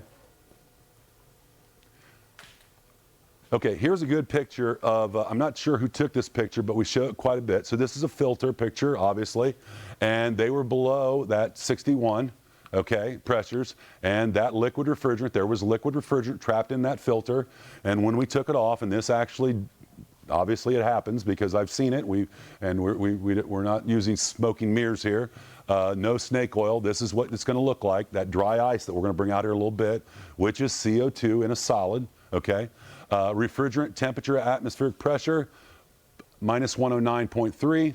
404A in comparison is minus 50. Again, the critical point, what is that critical point? The ambient temperature outside. That's the reason we're talking about it. Critical pressures, 1056 PSIG or 1055. We'd be looking at 1070 at PSIA, absolute. Triple point pressure, 61. Again, it's very high. That's the only reason we're having discussion. You will see it. You won't see it in the triple point of 404A where it's a 0.28, but it does exist, but you won't see it. Pressures at saturated temperature of 20 degrees Celsius, 815 and 144. And then we have, last but not least, global warming potential, which is a lot of what's going on, changing our rules right now, okay? Liquid CO2 exposed to air will cause dry ice. Moisture in the system will cause carbonic acid, in which will eat away at anything it comes in contact with. And we're going to talk about the grades of refrigerant of the CO2 that we need to use. And just to start grooming you and wrapping your head around it, not any old CO2 is going to work for you. We're going to be looking at at least the purity of Coleman grade or grade 4, and I believe, yeah, it's actually on there, 10 parts per million or less, okay? There is better CO2, but this is what we're going to insist on doing that. Obviously, we have certain R290, for example, we use it in our propane tanks for our grilling, but it's different, obviously. It's a much more pure in the refrigerant side. Also, the other thing about 290, and quite a few rose your hand about 290, and which is propane, but the ones that didn't, or maybe the ones that do, I'm sure you know this, and if you've had a leak before, is the difference between the 290 refrigerant is, the biggest one that jumps out at me anyways, is because I worked around so much propane as a younger person in the field, there's no smell to refrigerant 290. And that's the concern about it. We can walk in a mechanical room and a light, electronics you're not going to be aware of it, okay? You don't smell 290 refrigerant, by the way, if you haven't worked around it or if you don't know that. The ones that have, I'm sure you're aware of that, so you have to be very, very careful with that, okay? Pressure enthalpy diagram. This brings you up. I'm going to show you the subcritical here, all right? The critical point at the top of the thumb, okay? The critical point, again, 87.8. At PSIA, it is 1070, okay? Over here, we're going to talk about the transcritical point. Again, the temperature outside is raising above that 87.8. We have less capacity, okay? See our horizontal lines on our condenser and our evaporator? Less capacity. We're going to show you how we're going to get that line to go over further and get more capacity here in a little bit to try to make the equivalent of subcritical. And then we have this, another chart here, where in some cases, we're going to purposely push that up there. Why would we push it up there? Why would we want it to raise that pressures there on the discharge side? Anybody got an idea? What we do is, in a lot of systems up in Canada are like this, obviously it's cold enough to run subcritical all the time, but a lot of your, let's say fish places, markets, places they use food, they use a lot of hot water to clean with, they push that up there, okay, to use it for reclaimed heat, dehumidification, water, and those kind of things, okay? So they purposely push it up in transcritical to take advantage of that heat, okay? And that's done quite a bit, okay? So, and we're going to talk about that in the future here in a little bit. Pressure enthalpy chart diagram. These books, it was a last-minute request of mine. You can get this online if you have a friend or you didn't get one. Very, very, very good book. Wrote by some people at Emerson, and it's been tweaked over the years. It is a good source of information, a good start. I don't even want to say fundamentals. It's a very good, it's got a lot of information in it for as small as it is. I recommend if you're working with CO2 or if you're not working with CO2, take it, read it. It's very simplified. It's an easy read, and it's, I don't want to say it's worth the price of admission, but it's a pretty good book, okay? Liquid and gas and density are the same only at the critical point. Again, once we get above that critical point, we are no longer a vapor or a liquid, okay? In fact, on our PT charts with CO2, which I handed some out, there's nothing after 87.8. You don't have, it's not on the PT chart, okay? Again, this just shows you what I was talking about earlier. Subcritical, you can push that up into transcritical for reclaimed heat, dehumidification. You get much more net BTUs in the subcritical mode versus transcritical, but you can also benefit from the electric side or the dehumidification or heating on like a warehouse or something like that, or water. Water's a big one, okay? Taking advantage of that. Okay. Would everybody like to take a break real quick? Maybe use the bathroom and grab something to drink? We're going to have a break somewhere. We might as well have it now. Okay? Let's take 10, but I'm going to start right back up at 10. It is 2:39. Okay? So at 2:49, 2:50, we're going to start. Like a two-edged sword or two-edged dagger. You can see from the political side they're pushing an agenda, but the other side, you can see this is just an opportunity to make money. All the enviro crap is designed to do that. It's another business opportunity. Yes. It's another way just to circumvent the socialist crap, the agenda. Yeah. Yeah. So, and that's what the damn Germans do, all Europe. It's just another business opportunity. Yes. And they're eating our lunch. Yeah, no, you're right. And that's what I said that first class was. It was a lot of the CO2 training was decision makers, store owners. A couple of them left the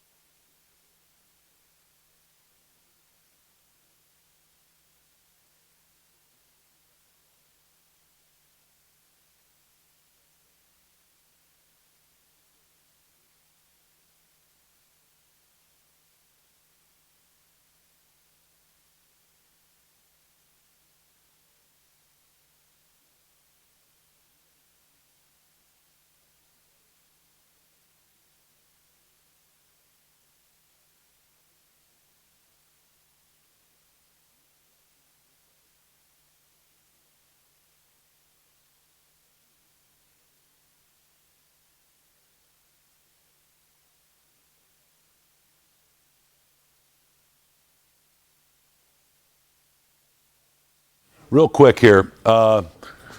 Climate impact of CO2. So back when this first started on the transcritical systems, they were saying that if the majority of the year wasn't at least 50 degrees, it probably wasn't that efficient to put transcritical systems.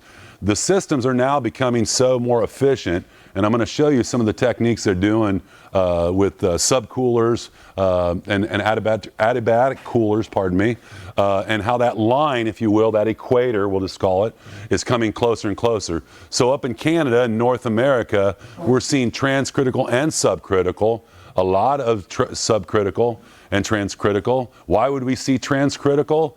Because again, they're utilizing that free heat for humidity, heat, and for water, okay, reclaiming. Down below here, transcritical and subcritical, it's the same thing. We see a lot of subcritical, the majority right now. Again, as time goes on, these blue lines start to get closer and closer. Again, like I showed you, Southern California, Atlanta was a big one, okay, and more. We had a lot of people from Brazil, a lot of transcritical systems going into Brazil. So CO2 744 refrigerant safety and handling, a lot of this again it's important, obviously safety is a priority. Most of it to me should be common sense, and it doesn't really jump out. A lot different than what we're already doing now. We're going to use protective equipment, and you'll see Trevor up here in a little while, boots, glasses, and temp shield. Toxicity levels, this is a good one right here. Parts per million of CO2 at 370, atmospheric concentration at 5,000, maximum 8-hour limit exposure. So we said earlier, he said, Don, you just told me it's classified as A1. How can it be toxicity? Well, at certain levels, with enough time, it will asphyxiate you. So you got to be aware of that, okay? So if somebody tells you, CO2 won't kill you, you can breathe it. Yeah, go ahead, Bob. Yes. Yeah, absolutely. Yes, good point, Bob. That's exactly what it's doing. Yeah, very good point. So we're going to need ventilation. I've seen it wrote a lot of articles or read a lot of articles about people going down with certain types of fans and those kind of things. And you're going to have alarms. Just like what Bob said, just like carbon monoxide alarms. You may have them fastened to you. When that level gets too high, it may go off. You're going to start seeing a lot. That's like 290 too. You're going to start seeing a lot of that around because it drops. The CO2 is just like R290, the same weight. It drops to the floor. You're going to see everything about 18 inches up, or they might be wearing them at their ankle or their knee when they go in somewhere. Okay. At 15,000, maximum 10-minute limit to the exposure. And again, like Bob said, it's displacing the oxygen. 30,000 parts per million, discomfort breathing, concerns, headache, dizziness, and may have a taste to it. 100,000, loss of consciousness, and then death. And then 300,000 parts per million, a quick death. 5,000 parts per million equals 0.5% or 0.5% concentration, okay? So be aware of that. That's the only reason I kept that slide in there, though, because I didn't want anybody to walk away and say, well, CO2 won't hurt you. It will hurt you, okay? Maximum workplace concentration initial alarm. The initial alarms, 5,000 parts per million. Over here, you can see what that looks like. Okay, the red is the more severe. The volume percent in the air at 1%. Okay, you're going to see drowsiness in the blue at 3%, reduced hearing, increased heart rate. The purple or 5%, or the burgundy, if you will, shortness of breath. In the red at 8%, you're going to start getting in the unconsciousness, and the dim sight, sweating, tremoring. Okay, the main alarm, this is a number to remember if they start testing for this, is going to be 15,000 parts per million. That's when your CO2 alarms, your main alarm is going to go off, okay? Because you remember where 15,000 was? 15,000 maximum in there is 10 minutes. That's where your major alarms are going to go. The main alarms are going to go off on anything, okay? Levels from 0.04% to 20%, and TLV for CO2 equals 5,000 parts per million. And for 408, it's only 1,000. Okay, so I say only. CO2, an important number to remember, and I kind of beat it to death already. CO2 has a specific gravity of 1.52. A lot of you got that right on that pre-quiz. Okay, again, A fun fact, well, for whatever it's worth, is it's the same weight as propane. I know we install our own gas meters back in Ohio. It's your responsibility to trench from the street or the road up to the house. We even install our own meters. The reason I'm telling you that is if a house was on natural gas, by code, I had to be concerned about the windows 3 foot. As a licensed journeyman, by code, getting inspected, I had to worry about the windows above the gas meter. On propane, you have to worry about the codes below the gas meter, the basement windows, if you will, okay? It's the dropping of it, okay?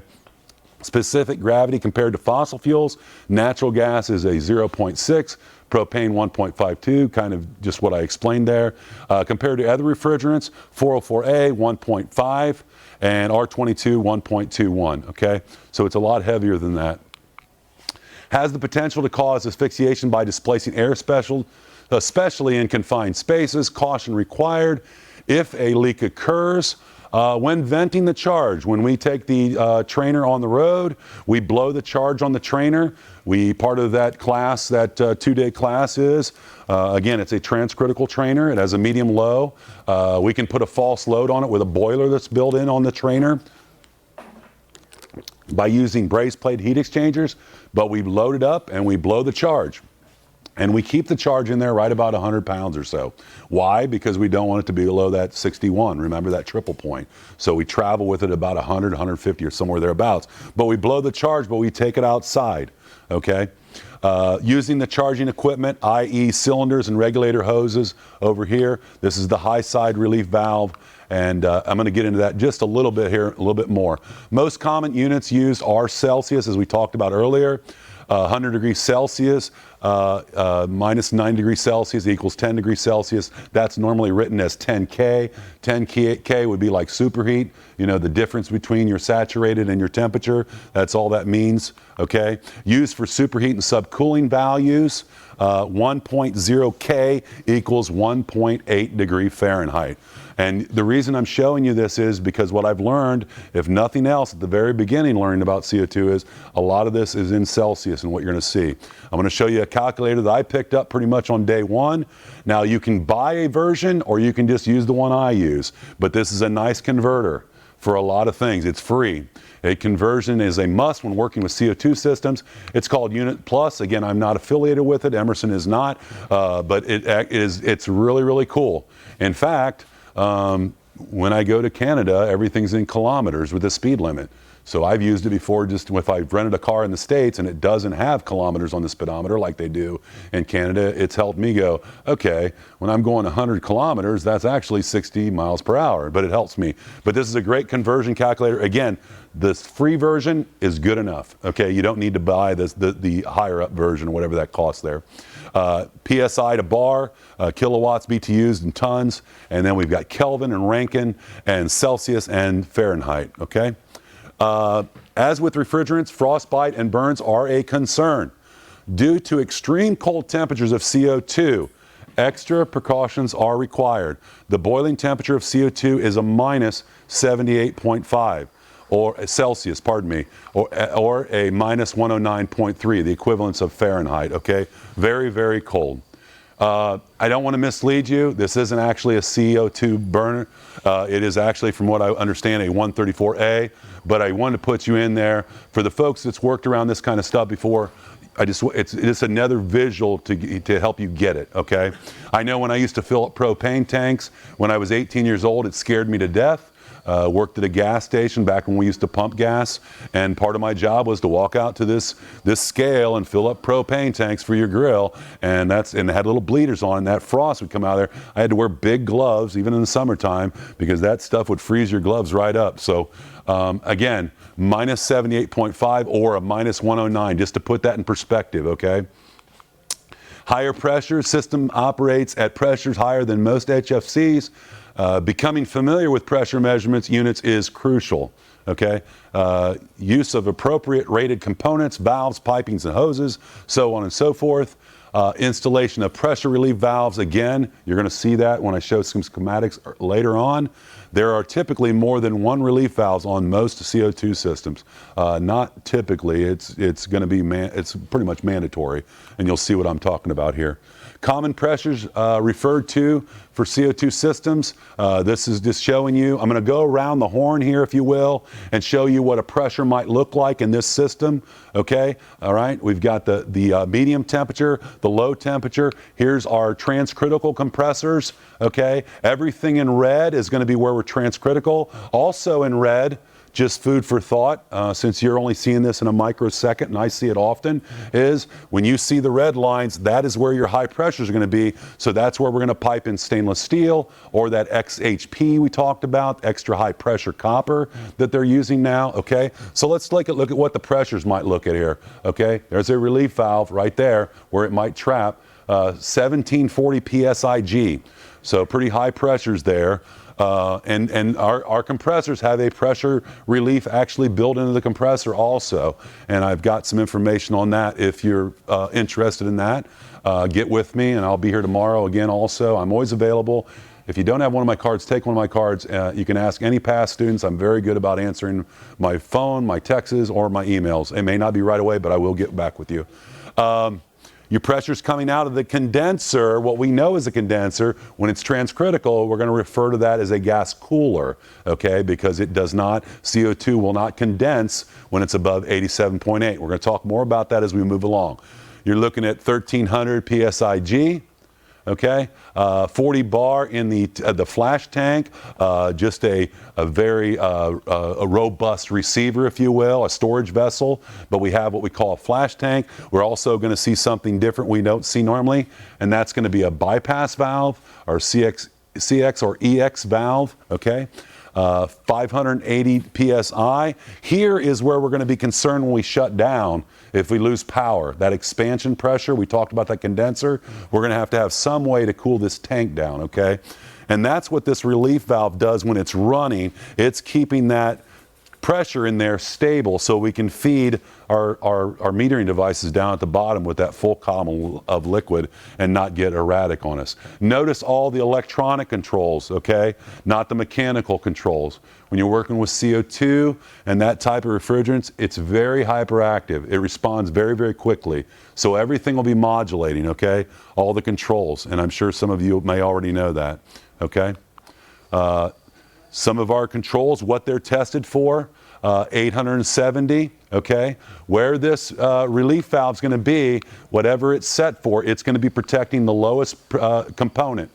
Whatever the lowest pressure is that thing will take, that relief valve, that's what it's set for. It'll go off whatever that's at, okay? So we have them everywhere. We have them right here. I was told by a friend of mine that travels to Australia and does training over there that Australia, he used the word paranoid, and I'm not sure if there is a better word, but they're very cautious and they have pressure relief valves everywhere in all their systems. So anywhere there's a potential of refrigerant getting trapped, liquid refrigerant, and expanding or the system going down, they let her blow, okay?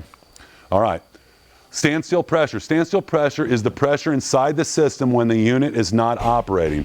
It depends on ambient conditions. Ambient temperatures are below the critical point, okay? This is just showing you at 10 degrees Celsius, we're looking at 50 degree Fahrenheit. The pressure is 638 PSIG. I'm just going to use the Fahrenheit, okay? At the 68 degrees Fahrenheit, we're looking at 815 PSIG. At 86 degrees Fahrenheit, we're looking at pressures at 1032 PSIG and higher as it rises. So obviously the warmer it gets, as we all know, the higher the pressures are going to go. Okay, I'm going to walk through this diagram here down the road with you. Okay, sublimation of dry ice. CO2 expands 845 times going from solid to a gas. Okay, let's think about that for a second. So if I had a 2 liter of solid ice, dry ice right here, as it sublimes, by the time that solid sublimes all the way to a vapor, I would have 845 2 liters of vapor. So you have to wrap your head around that when you're walking, you're carrying that in the truck. Jokingly, when we bring dry ice to the classes, if someone's never been around dry ice and they understand that, they actually drive with their car in cold weather with the window down because they're paranoid about what's going to happen here. But you don't have to be that. You just have to be aware of those things, okay? Relatively vapor density, as we're going to show you in a little bit. again, is 1.52. It collects to low areas. Leak devices, again, will locate approximately around 18 inches off the ground. When CO2 turns to dry ice in the system, as it warms up, pressure will build up very quick, and you must be aware of this. It will send a projectile out if the system is opened up. Okay, so you have to be careful with that, all right, with that pressure. Dry ice formation, when the pressure is dropped below the triple point, again, 61 psig, when it drops below that, dry ice is formed, solid, and that's what we're talking about there, the CO2. Dry ice surface temperature, minus 109. The triple point occurs at minus 57 Celsius or 61 psig, which is an equivalent of minus 70 degree Fahrenheit. Deposition, dry ice formation, sublimation, the conversion to a solid to a gas, and the volume expansion ratio is solid to a gas ratio is 1 to 845. Okay, so 845 2 liters compared to 1 2 liter of dry ice. It will have 845 2 liters of vapor. Expands very, very quickly. Small story here, fact. This was a class we did in somewhere in New York last year. I won't name the wholesaler, but we did it up in New York. I think Dave was there. I don't remember if Trevor was there, but there was a handful of us. They bought the dry ice. I said, make sure you have dry ice for the demo. Went back to go get the dry ice ready for the demo, and it was in the refrigerator. And I looked and I looked and I looked. I went back in there, and the guy kind of at the counter was busy, and he goes, "It's there. You got it. It's in a bag. It's in a box." Went back again, saw the box, saw the bag he was referring to, and it dawned on me right away that it sublimed in the refrigerator. He had bought it further in advance that I wanted him to, and he came back, he goes, "You got to be kidding me." I said, "That's perfect. We should have filmed that right there, you know, because it was gone." So dry ice expansion ratio, 1 pound of dry ice solid CO2 at 70 degrees Fahrenheit, 14.7 obviously atmospheric pressure, will produce 8.7 standard cubic feet of CO2. The conversion of dry ice to gas expansion rate varies depending on the ambient temperature around the dry ice. I made that little notation in there because I thought that was important. 1 kilogram of dry ice, a solid CO2 at 0 degrees Celsius or 1.013 bar will produce a 0.51 normal cubic feet of CO2 gas, okay? Dry ice sublimation, if an ice plug forms in the charging line set, flow will stop. Extreme care must be taken when this happens. The blockage will cause the CO2 trap between the source and the plug to rise very, very fast. Again, it's subliming.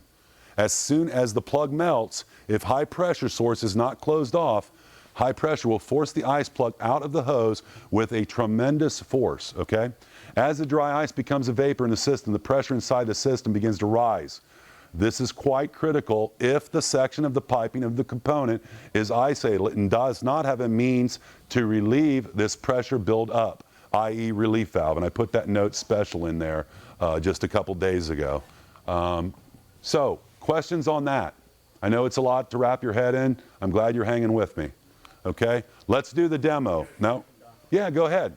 Yeah. So what do you do if you end up with an ice plug like that? Well, hopefully you have the relief valves in the right place. You just got to let it set. Once it sublimes, then the whole system has to be swept out. You have to do a sweep and evacuation, change the filters, go back over. Me and Trevor's done it many a times to our trainer, and you have to keep doing it and keep doing it and doing it because any moisture in any refrigerants. If you open the system. If you open the system, yeah, which you will, yeah. Okay. If it happens in your hose, you just hold the hose and wait. Don't point it anywhere, just put it point it to the ground. Like, yeah, be a little just make sure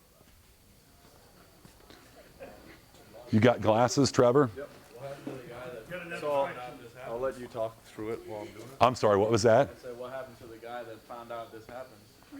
Yeah, that's a good question.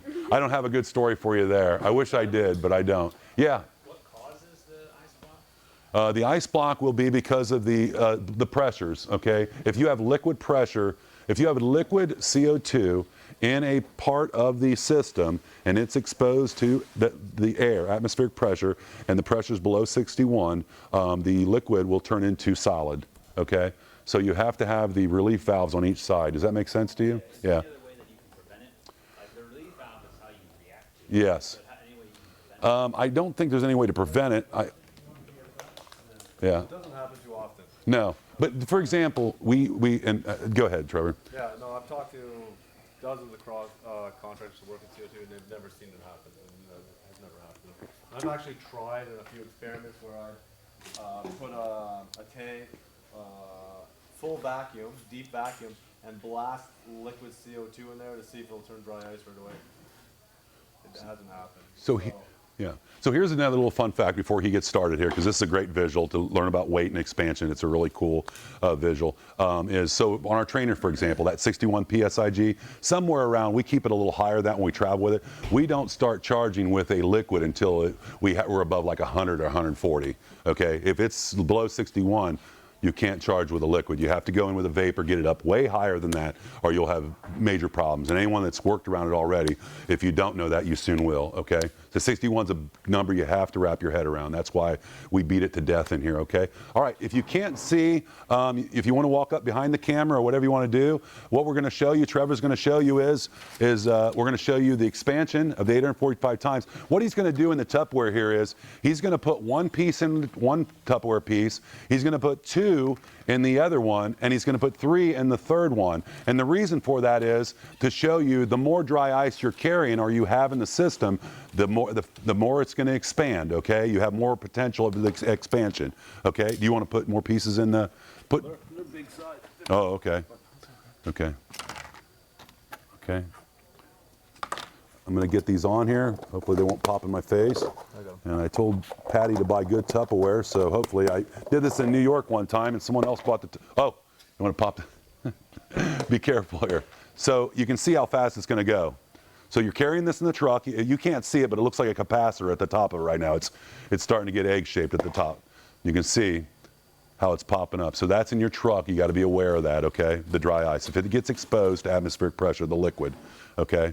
Now we're going to show you the gravity, the weight of it, and if you've ever done this at Halloween, which I'm sure some of you have, you can see where those alarms are going to be at, where those sensors are going to be at, that 1.52, that weight.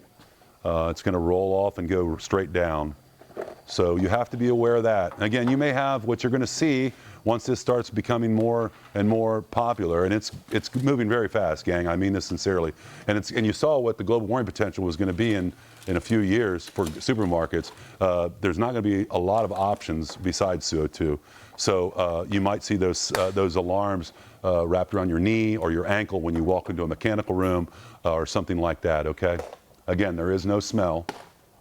And we saw the possibility, the potential asphyxiation parts per million. So.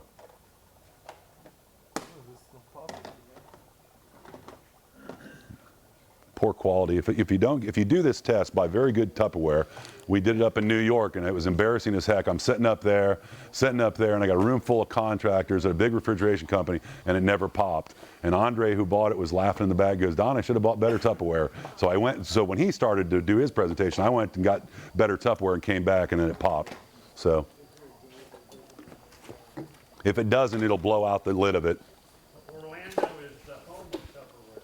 Is that right? Yeah. The home for Tupperware? Is that right? I didn't know that. Well, they got this dry ice from Publix. That's a first for me, too. You got a question, Don? Yeah. I just wondered, when I was a kid, dry ice was readily available. Yeah.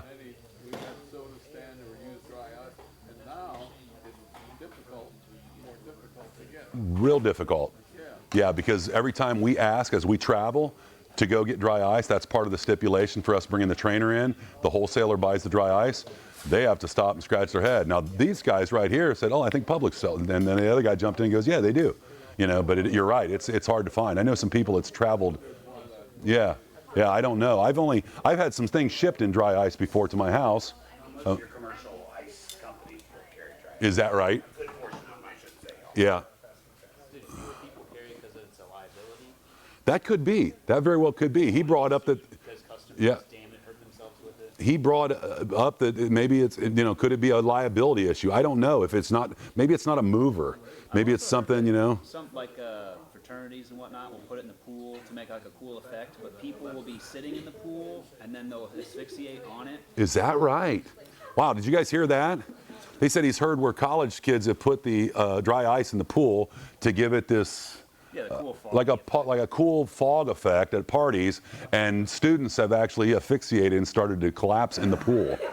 Yeah, so that would have been a good video too. Not that we wanted to get anybody hurt, but that would impact on how it asphyxiates you. So, you ready? All right, bud. Thanks for doing that. I appreciate it, Trevor.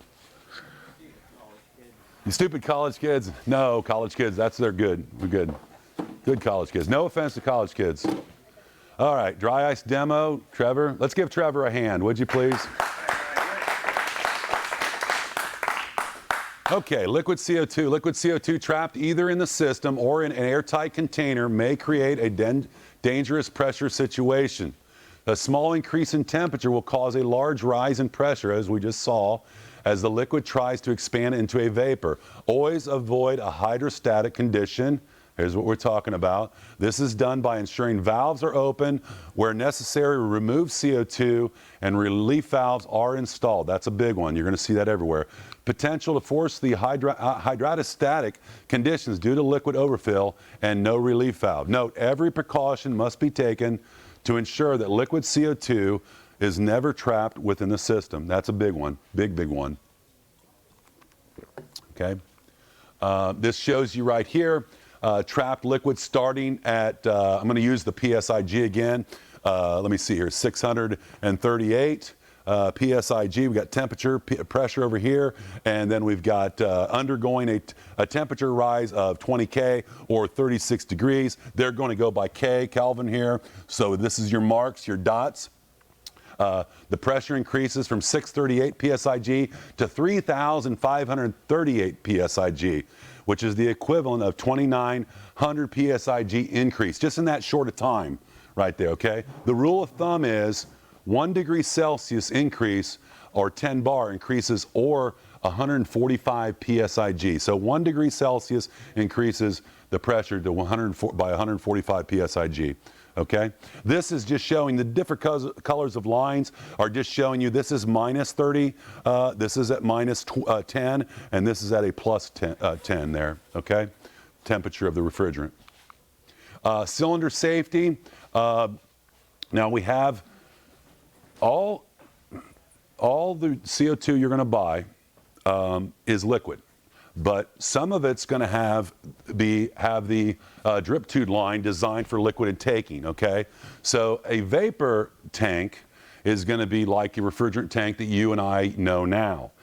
In other words, they're both going to be upright, but the difference is the liquid tank, when they say this is a liquid tank, it actually has a tube on there, and it might say siphon vertically here, depending on who you buy the tank from, or it may have this white line here on there. So you have to, so just be aware of that. It's all going to be liquid. One's going to have a tube in there, and that's what they're going to tell you when they sell you the liquid tank, and you want to look for that identification, okay? The dip tube line designated liquid tank, or here's a perfect picture. There's the word siphon on it. So depending on who you're buying it from, you have to look for that, okay? Cylinder safety, transport and store in an upright, secure position. Ensure your work area is well ventilated. For confined spaces, use monitoring, detection, alarm devices, self-contained breathing apparatus for emergency purposes. You can see what they're doing here. They're chained up, all right, supported as they're traveling with them, also along. Again, it's kind of common practice in a lot of things we do now, hopefully. Hopefully you're doing those kind of things. Cylinder may be made of steel or aluminum. The cylinder pressure from a 2200 PSIG to 2650 to 183 bar or 152 bar. Relief valve setting is going to be around 2700 PSI to 3000 PSI. Note that this green will tell you, okay, carbon monoxide, caution, it's a very high pressure. If you buy it from Prax Air, you're going to see this type of designs. Again, depending on who you get it from, whether it's Lindy or who it is, you have to look for that. Cylinders are going to have, again, some of this is common, the number identifiers that include, because possibly serial number, cylinder type, working pressure, obviously your dates of manufacturer, the original owner, tera weight, we know what it is, inspection markings, And again, as I said earlier, the green triangle is going to tell you that a CO2 cylinder is being under a high pressure and could lead to death by asphyxiation. Okay? Common cylinder sizes, 124 pounds. 57 pounds of CO2 equals 181 pounds. So you got to take that into consideration. When you add the CO2, the weight of it, to the tank, the flag's going to go up. Like, hey, Don, what if this charge blows? What if we have a shutdown and we don't have a generator, or we have no way, no one took precautions into cooling this down, and we blow a charge on a very large system? You might have to be storing that CO2. That's what a lot of stores are doing, by the way. They're storing it. So you have to take the consideration of these weight if you have them up in a mezzanine, okay, of how much that, what that looks like if you're storing it at the store, okay? That has to, I've seen a lot of people, what a lot of the contractors are doing is, instead of carrying it up and charging, they're actually piping rigid in the down below, and they're piping it up along the wall, and they're charging from down below up at the system that's on top. So typical cylinder pressure, 815 PSIG at 68 degrees. Again, there's a picture of the Lindy, referred to as high pressure cylinders. CO2 cylinder safety is similar to those exercised with N2 nitrogen cylinders. Do not exceed 125 degrees or 52 degrees Celsius. Valve protection caps to be used. Always use a regulator, okay? A vaporizer can be used when drawing CO2 as a liquid, large quantities of vapor charging. This is how we charge the simulator after we get above that triple point, way beyond that, okay? 100, 140, somewhere thereabouts. CO2 can be charged as a liquid only after the system vapor pressure is above that triple point, as I just said. Here are some things that the guys put in here of things. This is that conversion I was talking about. You can use that vaporizer, we'll call it. Some part numbers here. And again, I can give you this, not in a PDF, I believe is be okay. It is recommended that every time the CGA 320, which is this right here, is removed from the cylinder, or this part right here, I guess, the washer is to be replaced. That's what I was getting at right there. This will help prevent leaks at the cylinder valve and accessing the fitting, okay?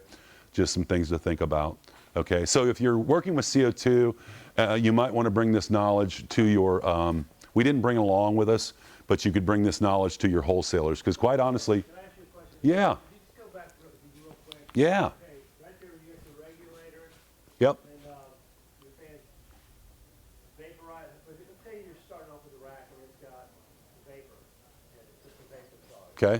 Now, how would you start off charging it? With the vapor, and can you go over that triple point again, when you get to that, and then you can start putting it as a liquid?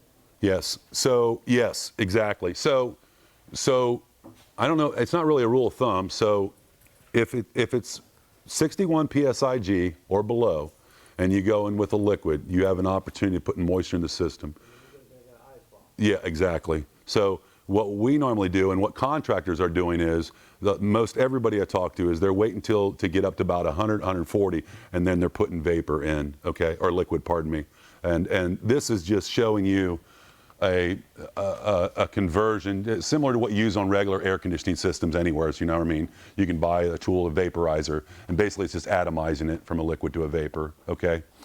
Did that answer your question? Or yeah, no problem. Hey, anytime. You guys this is your class. Anytime I go too fast or something you want to bring up, please, please, please say something to me. I really appreciate it.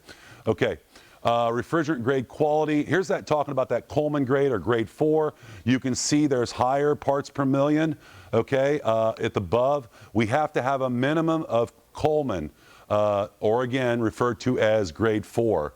Cylinders, and the difference here is the cylinders are clean and evacuated to remove any non-condensables, including water vapor. That's really the difference on it more than anything. The way they handle the tanks, okay, with the moisture. You can get the bone dry commercial, it's not necessary. Or pardon me, you cannot get the bone dry, do not use that. Note, if you're stuck, and you must use, I just put this in here because I was going through my notes and it's never been on the slide before. You can use an industrial grade. Remember, they do not clean and evacuate the bottles. That's the part I was talking about. I was going through my notes the other night, and so what I wanted to point out to you is you must use a very good filter dryer to charge with. You can in a pinch, but you have to use a very good liquid filter dryer, okay? Moisture in the CO2 is an issue when using it as a refrigerant, like most refrigerants. The most common concern is regarding freezing of the free moisture at a very low temperature. Another important concern is that moisture in CO2 in the system is corrosive and it will start to eat up internal components, obviously, similar to moisture does with all refrigerants. You can start getting copper plating and what have you. Starts eating things up. Pressure relief installation, different pressures. Again, you saw that system earlier, the different pressures of the system. So we're going to have different pressure relief valves. These are run outside, obviously, okay? Dual isolated valve assemblies, vented outdoors. This is the flash tank where the pressure is a little lower, 650 PSIG. 2 pressure relief valves on a 3-way valve. If you're servicing one or one breaks, you'll still have pressure on it. You can close it off, replace that one, and still have safety to keep the pressure relief to go off. Over here, we're at 1600 PSIG. Again, it's on a 3-way valve and 2 PR pressure relief valves, okay? All pressure relief valves are dual isolable valves, which consist of 2 relief valves per outlet with a manual valve, which allows, again, the removal and replacement of one relief valve while still servicing the system. You have to keep one of them in, obviously. PRV vent locations, let's look at what that looks like. I kind of went through this earlier. It was on where we showed the pressures. Pressure relief right there. You're looking at somewhere around, again, these are just rough estimates, 1600 PSIG. Pressure relief over here is somewhere around 650 at the flash tank, or at be going into it, before it, 650, okay? Down below in the suction header, we're looking at somewhere around 650 also, okay? Down below in the low temperature coming out of your evaporator, we're looking at 500 PSIG. And then at our semi-hermetic compressors coming out of it, we could be as high as, this says almost 2,000. I think it's a little lower than that, but you can see 1700, okay? And then we got to do, it's showing you the potential where the liquid could possibly get trapped at with the loops on there is what it's showing you. Where the possibility of this, so they got the pressure relief valves on both sides, the possibility of that liquid getting trapped, okay? Separate pressure relief valves, advantages, less stress on the PRVs, less CO2 discharge versus PRVs, lowers overall maintenance cost, so we're using multiples, okay? Auxiliary condensing unit, this is what we talked about, this tank. It's showing you wrapped around there, might have a heat exchanger in there that's keeping that cool, all right, like a braze plate heat exchanger wrap around, okay? Auxiliary condensing units to start on power failure, which is powered by a generator. Recirculates the liquid from a receiver flash tank to keep the saturation temperature below the pressure relief point. The bottom line is it's a simple understanding. All we're trying to do is prevent blowing the charge every time. That's all we're trying to do. But it has to be taken into consideration, okay, because you saw the expansion rate on that, all right? Questions on that, pressures? It's a lot to take in, I know, but we're starting to head towards the meat and potatoes here shortly. I've got until 5, correct? Is that what they're thinking? I think 4:30 to 5. 4:30 to 5? Okay. We're going to go through some system architectures, okay? Secondary system. How many people know what a secondary system is? So a secondary system is going to be, thank you. Secondary system is going to be, we're going to talk about, you might have a DX system on top, in the medium, and then on the low temperature or medium temperature, you might be using glycol or using some type of liquid. A simple cascade, we all know what that is. When we refer to a retail cascade, that's kind of a internal terminology, really. What we're really saying when we see retail is we're not only treating the medium and low temperatures, we're also conditioning the space. So we're adding air conditioning, and that's all what that's referring to, okay? Simple transcritical booster. And then we have a retail transcritical booster. Again, simple transcritical booster is what we've been talking about pretty much all day. The retail, again, we're going to add air conditioning, just conditioning the space, okay? Here's what we know and love. Today's HFC system, we have our frozen, our low temperature here, 404A, and our medium. They're not combined. Refrigerants are separated in this system. Today's HFC systems are called traditionally DX or direct expansion systems. Unfortunately, it is the highest contributor to global warming potential. Unfortunately, that's the downside of it, okay?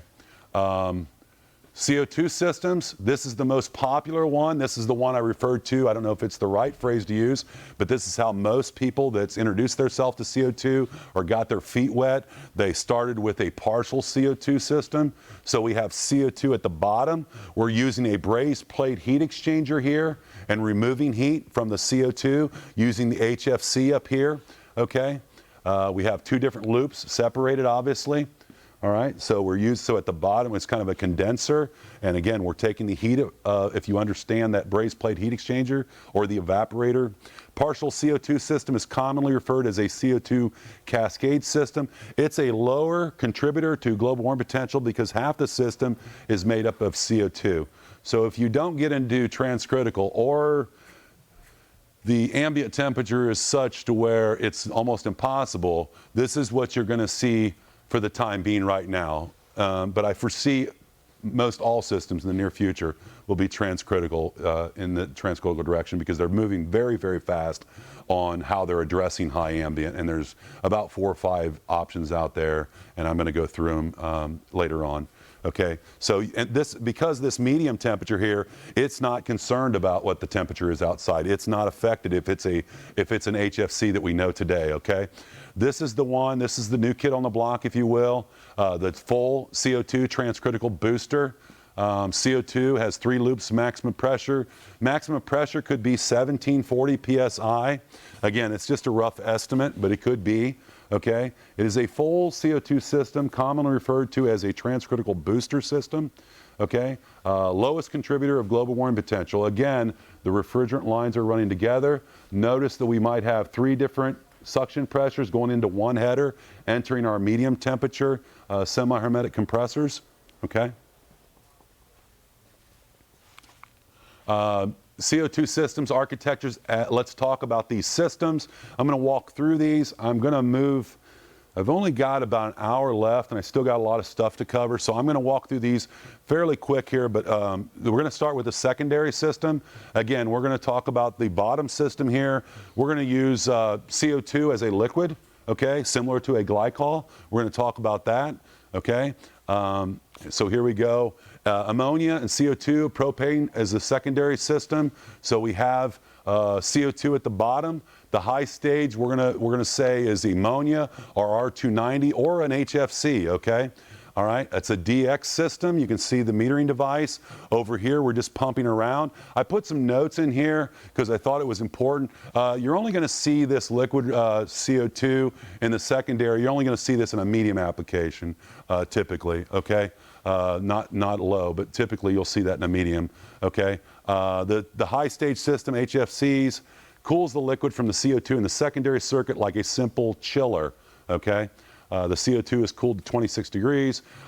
It is very volatile. I highlighted volatile because unlike glycol, this is the benefit of CO2 as a liquid. It's not only removing sensible heat, it removes latent heat also. So it boils off as it's going through the evaporator. It's very, very, very efficient, okay? A lot of BTUs. Unlike glycol where you're removing heat sensible, CO2 starts to boil, so you remove latent and sensible heat both, okay? Low temperatures on CO2 secondary. This is a picture at Heel Phoenix, and basically we're just showing the solenoid valves, not metering devices going into each one of the coils, okay? As it comes into our tank, obviously our liquid drops out at the bottom on their vapor. A low temperature CO2 secondary cooling system uses low cost CO2 as a secondary fluid. Hundreds of sites and operations around the world and uses over 50% less copper than a circuited DX stores. It uses simple solenoid controls for both case temperature and defrost. No expansion valves or EPRs required for the case temperature control. Low temperatures, there are CO2 components. You can find them on our Copeland Mobile or our White Rogers app, if you're familiar with that, okay? Here's the solenoid valve rated for the CO2. Temperature control is accomplished by a simple on and off solenoid control. No PRs, EPRs, or TXVs, like I said, required, and no balancing of the system is required. Again, we're using a braze plate heat exchanger here, removing the heat at the top of the medium temperature and going up and rejecting it, okay? CO2 secondary system schematic. We have the medium temperature on this side. We're using glycol at the bottom here. Over here, we're using the low temperature. We have the CO2 liquid, both of them being pumped around. Again, not a DX system, okay? Both of them have this condenser evaporator right here in the center. The top system is removing the heat from the bottom system, rejecting it as its condenser, okay? The CO2 would typically be cooled on the low temperature, -20, we would see 200 PSIG. The +20 at 407 on the medium temperature load. CO2 as a secondary is far more efficient than glycol. And I put this note in a long time ago, and Trevor has adopted it, and it's good information, is just to give you a comparison of how efficient. Again, I know we're talking about global warming potential a lot in the first part of the presentation, but make no mistake about it, CO2 is very, very efficient refrigerant. CO2 secondary is far more efficient than glycol, and depending on the temperature, you may remove as much as 100 to 130 BTUs per pound or latent. Glycol, probably like a 0.8 BTUs per pound. Very good information. I got two of them. Do both those units, both the spray case and the evaporator, do they have like a little receiver tank there if they're chilling? Down here at the bottom? Yeah. I don't. I've got a critical charge unit. No, it's subcritical. What do you? Go ahead. It's got like a little tank with CO2. It just sets there chill and it pumps it around. I'm going to have to look into that for you. I don't know if I have a good answer for you. Trevor, do you know the answer there?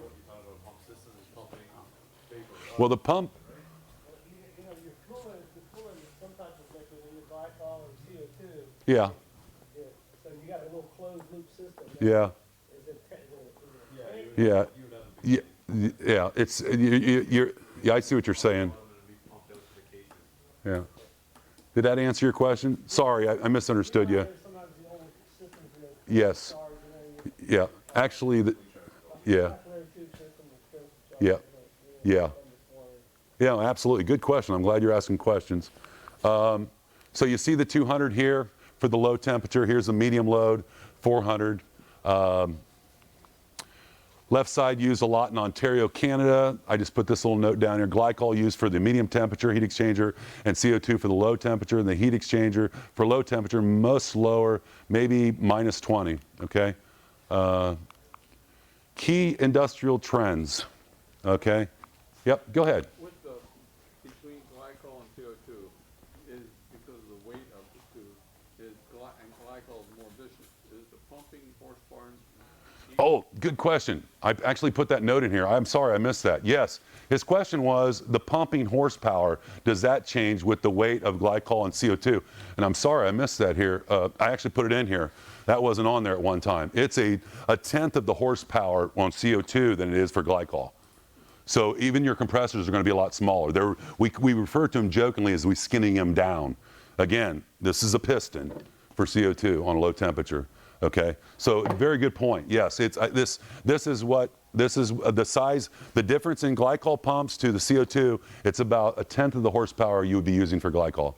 Very good question. It was a good catch. I forgot to mention that, and I even put it on the slide. All right. Okay. Let's see here. Key industrial trends. Key industrial trends, refrigerant trends. Talk about the 10,000 pound threshold. We're talking about different codes and regulations through OSHA for like ammonia and what have you. Moving ammonia out of the occupied spaces. Then we're talking about our filter compressors and what have you. Cascade systems using CO2 in low stage. Booster transcritical CO2 architectural for medium low temperatures. Again, increased CO2 and volatile secondary fluid. Again, basically this whole slide is telling you anything over 10,000 pounds of refrigerant or greater, you're going to be looking at a different threshold of rules and regulations, different inspections, different codes, your different safety features and different things like that. I actually called OSHA up in Toledo, Ohio, because I'm from Ohio. That was the closest one, and talked with them a little bit about that, just to make sure a couple summers ago that I was understanding what they're actually saying there. And they had to actually, making no fun of them, they were great to work with, but the lady that answered the phone actually had to go back and do some research and call me back. But basically it's just telling you, this slide is saying nothing more than when you hit that 10,000 pound mark, you're under different stipulations with refrigerant, okay? And basically it's a lot to do with ammonia. OSHA requirements, the burden of compliance will continue to be significant with OSHA's National Emphasis Program, or NEP, inspections, audits, regulations. This is the OSHA, what she went to go look up and give me this information was the number of what that was called and where that's at. This is actually a Emerson product. This is a key industrial refrigerant, safety and environmental. So the system's outside. Think about this as like a window shaker. Or a rooftop unit. You can sit right down here. You have the mechanical room. I put these arrows in here because I wanted you to see. Again, the National Emphasis Program, or the NEP inspections, audits, and regulations, changes to be aware of. So if we got ammonia here, we're working with it. It's out, remember, out of those spaces where people are possibly, because again, what was it, B2L? It's okay, so it's definitely toxic and it's mildly flammable. So we've got the system out here, mechanical, and then I wanted to point out what we're looking at, the condenser. Again, you don't have the luxury like I do to present this year round, so I wanted you to see what I was talking about. And then down here we have the evaporator. You can see a aerial view, if you will, with the top off. And this product is now out, as far as I know. I was told it was out and about right now. So this just gives you, again, similar to a window shaker for industrial, totally contained, okay? Key industrial refrigeration trends, again, safety and environmental requirements, okay? Here, we're using a mechanical subcooler, Emerson CO2 solution. Here's another visual of this right here. Okay, a gas cooler condenser, mechanical subcooler, we might have 134A in there, okay, to use as a mechanical subcooler. Moving ammonia out of the occupied space. This is a place up in Canada. They took the picture. You can see the people working in the warehouse. They have the filter over here in the mechanical room outside the working area where people are not. Okay, we're pumping liquid CO2 at the bottom around, using that brace plated heat exchanger. We're using the ammonia, removing the heat from the CO2 and taking it out through the condenser, okay? The burden compliance will continue to be significant on OSHA's National Emphasis Program with that 10,000 pound threshold as we talked about. Again, it's all about safety and moving that ammonia out there, that B2L. We've had a lot of people show up for our classes that are dealing with ammonia in big warehouses and stuff, just to try to weigh out their options with CO2, because it's a lot more refrigerant in ammonia than there is a CO2, a lot less refrigerant, okay? Key industrial refrigeration trends, cascade system using CO2. I made several notes on here. So we've got the ammonia at the top here on the cascade system, looking at about 200 PSIG, down here in the low system, a minus 20. Again, you can see the CO2 being pumped around here. We're moving that heat with our filter, a medium temperature at the top. We're condensing that CO2 right there as our condenser, okay? Better design happening now for the double-walled heat exchanger. The reason I put that in there is there was some situations out there when this all began of this type of application, from what we understood or what we saw in pictures and what have you, is where some of these heat exchangers were leaking, okay? And if they leak, you can imagine what's going to happen. Which way is that refrigerant going to go? Which one's going to go towards the other one? What do you think is going to happen there? High pressure to low pressure, very good. High pressure and low pressure all around the world, right? Hot goes to cold, high pressure goes to low pressure. So with the CO2 being high pressure, it's going to push into that ammonia area. Once it goes throughout the system, it is a nightmare from what I understand. It's almost a complete change out. It'll ruin everything. It also starts what's ammonia carbonate, and basically that's a chemical salt. In fact, I'm kind of silly when I start looking information up, so bear with me, and you can make fun of me later. But what I found out is this number, this salt, NH4, It is actually, if you're as old as I am and love boxing, like I used to watch boxing all the time when it was on free years ago, that is actually smelling salt that they put underneath your nose to wake you up. That's what that formula is. And I thought that was kind of interesting. That's the salt they're referring to, though. And so anyways, ammonia evolution, the future. Ammonia pumped, CO2 secondary, ammonia CO2 cascade. So here we have the cascade, the DX one here at -40. Over here we have +20. It's the medium temperature. Again, braze plate heat or heat exchangers condensing on both of them. We'll say those are condensers. The filter on the top. Again, it contained an equipment room. CO2 secondary system schematic. We're using the liquid CO2 over here on the left side, CO2 pumped as a volatile brine. Okay, CO2 is in a direct expansion in this application. Again, we're condensing here, removing the heat through the filter compressor with the ammonia. All right, and you can see here on the 200 to 400. We're going to talk about the cascade systems now. Coratil 4. The CO2 is the low stage and always subcritical. I'll say that again. The CO2 is in the low stage and it's always subcritical. So whenever you see these schematics laid out like this, you probably don't see them as you're servicing things and visualize them like that. But these are the low temperatures, and with the low temperatures, we got low pressures. So the medium temperature up here, or the top unit, if you will, is the one seeing the ambient, okay, or helping out with this, okay? So you can see what's going on here. This system here, the top system on the cascade, like any cascade, is removing that heat from that low temperature on this one with the CO2. Cascade section design criteria. I'm just going to touch on a few of these. Obviously the components, the compressor, cascade heat exchanger, the de-superheat, filter dryer, and I made this is an example of what CO2 systems look like when they first were introduced. Again, you had the CO2 at the bottom, okay, the subcritical compressor, or the ZO. This is our ZO is our CO2 scroll compressor, okay, and you can see what this looks like. Primary section is, or high stage, is either at HFC, HFO, or NH3 condenser, and you can see the oil separator and what have you. Notice the electronics again on the CO2. It is a must. Everything will be modulating when you're working with CO2, all your electronics. Introducing to Cascade Simple. A simple cascade system comprises of, low stage provides the cooling load, it uses CO2, and is always subcritical down here. So we're seeing pressures that we're used to, all right? High stage absorbs the heat from the condensing of the CO2 at the cascade heat exchanger, removes it and takes it out, okay? CO2 condensing temperature is always below the critical point, okay? So we're in subcritical. And that critical point temperature we said is 87.8. The high stage is usually a simple closed coupled system. I made this little note here. The condensing temperature of here is relatively low, 30 degrees. So you would need to insulate these lines down here, okay? And that's something to be aware of too also. This is a system, a trainer for a union up in a school that's up in Canada that we built for a school up there. The low temperature CO2 cascade system trainer.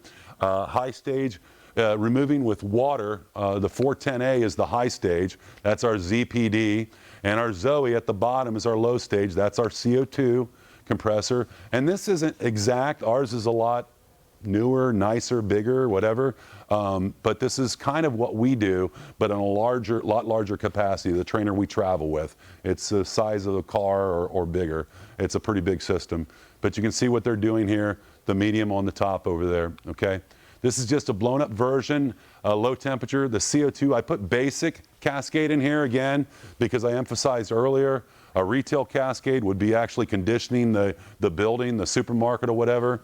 The K-copper can be used in the subcritical sections, all right?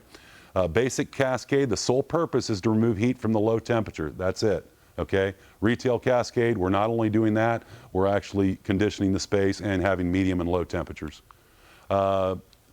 Here we're showing you this was a -40 evaporator. There's not really a whole lot to say there on that. Here we're looking at a retail system.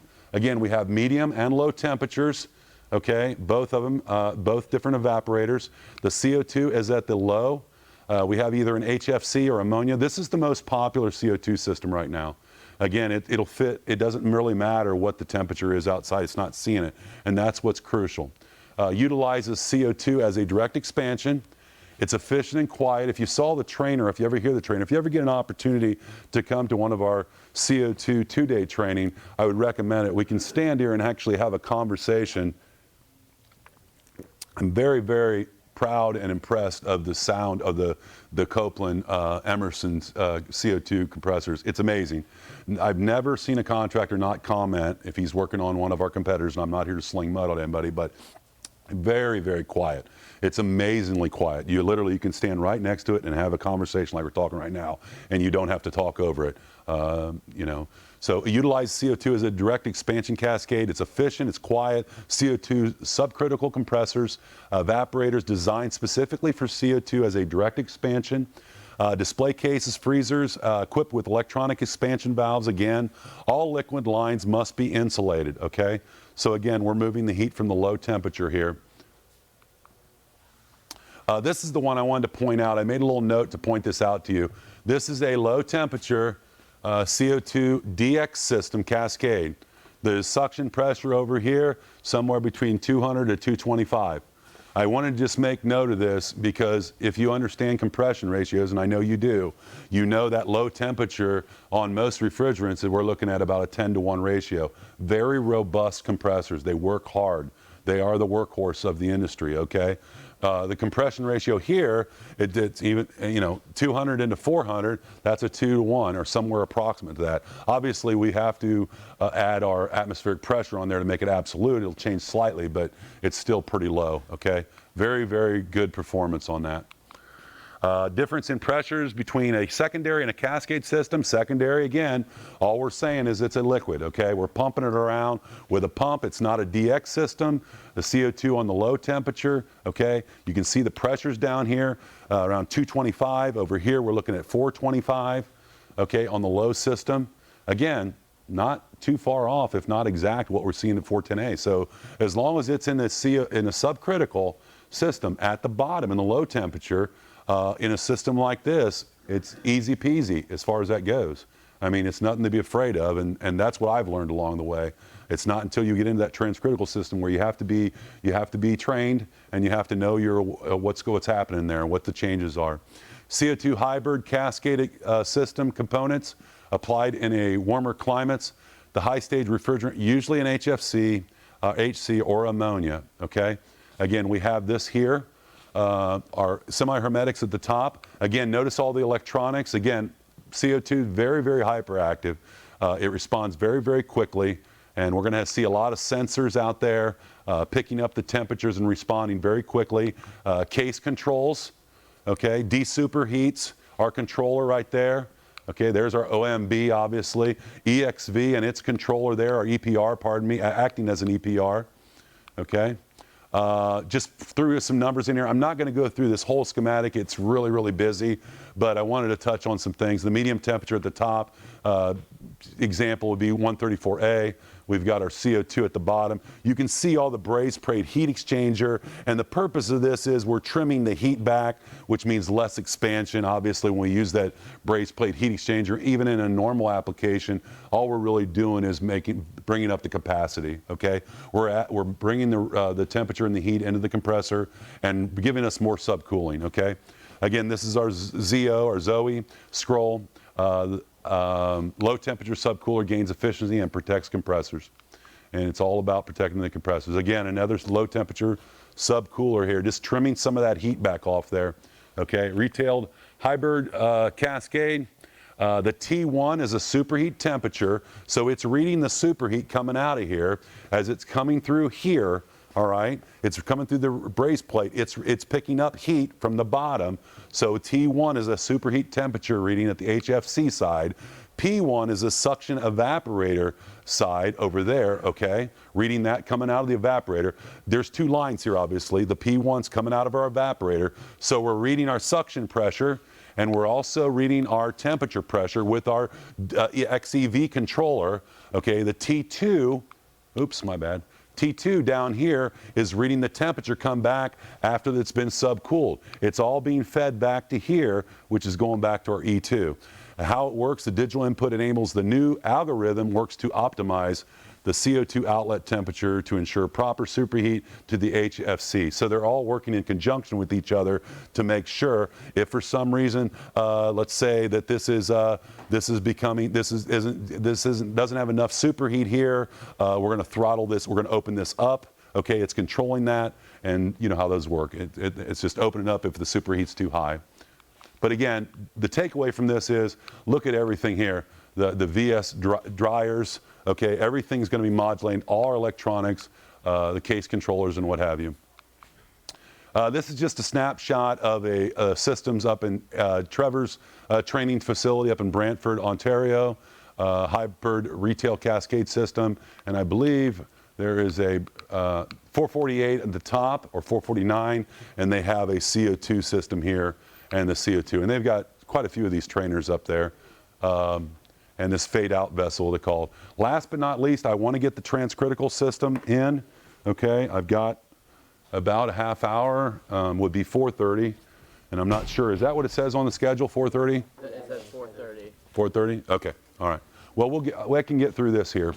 Transcritical system challenges, designed to max conditions, capacity control, multi-compressors, compressor unloaders, gas bypass, suction pressures, condensing pressures, heat reclaim, subcooling, and defrost. And you can see supermarkets is going to be a big one, big time. As time goes on, I mean, I don't have a crystal ball, but I can assure you that this is coming in, and it's just going to progressively get more and more as we go along.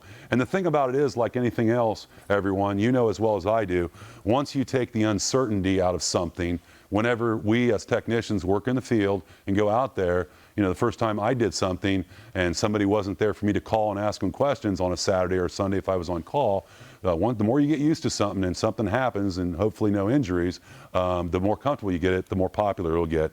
And as time goes on, I'm seeing more and more different things that they're building, whether it's us or some of our competitors are making this more applicable in all kinds of climates, okay?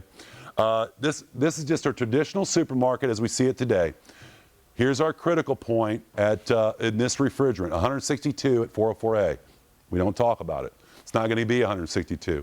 162 in the low temperature at 20F. Again, we're down here. We're up here at the plus 20.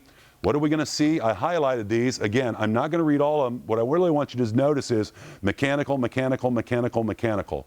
That's really what I want you to see. The medium temperature is 404A. The temperature is also 404A. Notice they are separated. They're not running in conjunction with each other. Okay?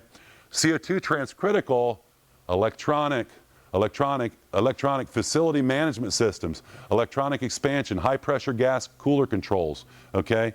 Superheat and desuperheat valves, pressure transducers, temperature sensors, electronic oil controls, a VFD condenser fans, digital or VFD compressors, a half-inch suction group. It is a must, okay? It is going to be the way it's going to have to be, unfortunately, okay? Above 87.87 degrees ambient, your condenser is a gas cooler. I want to walk through that right now, where the refrigerant is leaving as a supercritical fluid. There is no pressure-temperature relationship. The high-pressure valve optimizes the COP, or transcritical and subcooling. So some of the things I want to point out here, because of the time, all right, are some of the things that hopefully you'll walk away and have more of an understanding here. We're going to have what we call a high-pressure valve here, okay? And what that high-pressure valve is, again, it's reading, it's sending this signal back here, okay, to this controller here. It's working in conjunction with this bypass valve. But these controllers, these high pressure controllers, are reading that. So when we're in a subcritical, 87.8 or 87.7, below that temperature outside, okay, this is reading subcooling, okay? It is sensing subcooling from that sensor. It's reading subcooling. When we go into transcritical, we are holding this back to make these compressors run at the highest COP, or the highest efficiency, okay? So as the temperature rises outside, the pressure's building, we have to let so much gas through, okay? But we're trying to keep this tank stable. It has to stay stable. Let's just say 500. 500 psig, okay? We'll just use that number there. We have to keep that stable, and with CO2, I think that's around 32 degrees or somewhere thereabouts. So we have a bypass valve here. This will be new to us, okay? And what's happening is it's working in conjunction again with these controls, okay? So if it's in transcritical, again, if it's in transcritical, everything that's in red is our high pressures then. This is no longer a condenser. Now we refer to it as a cooler, a gas cooler, because it's not condensing. CO2 will not condense above 87.7 or 87.8, okay? It does not, so it's gas cooler. We're still removing heat, but we're not we can't condense to a liquid anymore, okay? It is a supercritical fluid, all right? So it's coming back here, but I want to point out to here, this changes the reasoning behind this. If it's in transcritical, it's trying to make the compressors as efficient as possible. It's communicating back with the E2s and its VFDs, and it's controlling. By the way, this VFD would only be on the lead compressor, okay? But I don't want to overwhelm you, but this is the stuff, but these are the big, for my money, these are the three new components you're going to see that you don't see on other systems here. So just think of the flash tank as nothing more than a I don't know if I want to say steroids, but a receiver, okay? That's all it really, we're same concept, okay? Thicker walls, you know, higher pressures, right? The high pressure valve, just think of it as a metering device. Same thing with the bypass valve, okay? Or a solenoid or whatever, okay? And this here is working in conjunction. So if it gets real high ambient out here and it's got this compressors to where it's holding this refrigerant back and it's saying, man, they're really becoming inefficient. They're starting to become really, really inefficient. I need to let more refrigerant out. This pressure is too high though, and the bypass valve is just dumping. So the takeaway from this is, now what you're thinking is, no, Don, that looks wasteful. You're right, it is wasteful. And this is the downside of the transcritical system on this. In fact, if there was 10 compressors there right now, let's just say hypothetically, in a very, very hot day, you might be loading 5 of those up and just running refrigerant through there, okay? And that's the nature of the beast, unfortunately. Okay, so I just want to be real about that, okay? But the reason I wanted to be real about that is when we show some of the things we're doing in high ambient conditions, I want to show you what they're doing. They're adding brazed plate heat exchangers in here and manipulating that temperature. They're also putting a small compressor in here and dumping into one, okay, just one, but they're using a smaller compressor, so it's only it's only using the one compressor to run the refrigerator. Where does the gas come out of the secondary compressor? Secondary. Charge on the secondary compressor? This one here, bud? Where's it tied into? There's a header right here that you can't see. It's tied back into that bypass line? They're all tied together. Yes. They are all tied. Yeah. So this is the medium temperature evaporator. You know, I see the intake, but I don't really see the out. On this compressor here, bud? Yeah. So the line's kind of missing there. Okay. So it's tied together. It's going in. We'll call this a header. So imagine a line right here. Tied to the inlet of those primary compressors. Yes. Yes. Yes. Yes. Absolutely. These are all tied in together with the bypass, the medium temperature, and coming out of our low temperature compressors, and it's entering the suction pressure of the medium side of the semi-hermetics. Does that answer your question? Yeah. Okay. Yeah. No, don't be afraid. Just tell me, hey, I don't get that. And if we got time afterwards, I'll stay as long as you want to stay. That's what I'm here for. Yeah, Chris, go ahead. I've got a stupid question for you. Nothing stupid. Last few slides, that's all level controllers, but I've yet to see oil separators or oil reservoirs. Is that not? Yeah, you will see that. This schematic isn't full. He asked about oil separators and those kind of things. There are some things missing on this. It's not. I think the objective here was to point out the things you may not see or you're not working with on a regular basis. Some of this you're already using, but this is more just to point out the different things you're going to see, the electronics and what have you. Good question, though, Chris. Yeah. That might have been something I missed before. I wanted to ask that.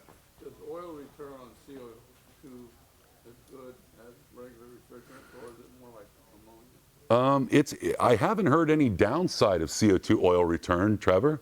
Well, you have to have certain superheats, so the CO2 is a lot colder, the density, and Don will talk about the superheat pretty soon. Yeah. But yeah, you have to, oil return could potentially cause compressor failures if you don't watch your superheat come back to the compressor. Is it carried by the refrigerant or just It's just saying how it's carried by the, similar thing, right? Yeah.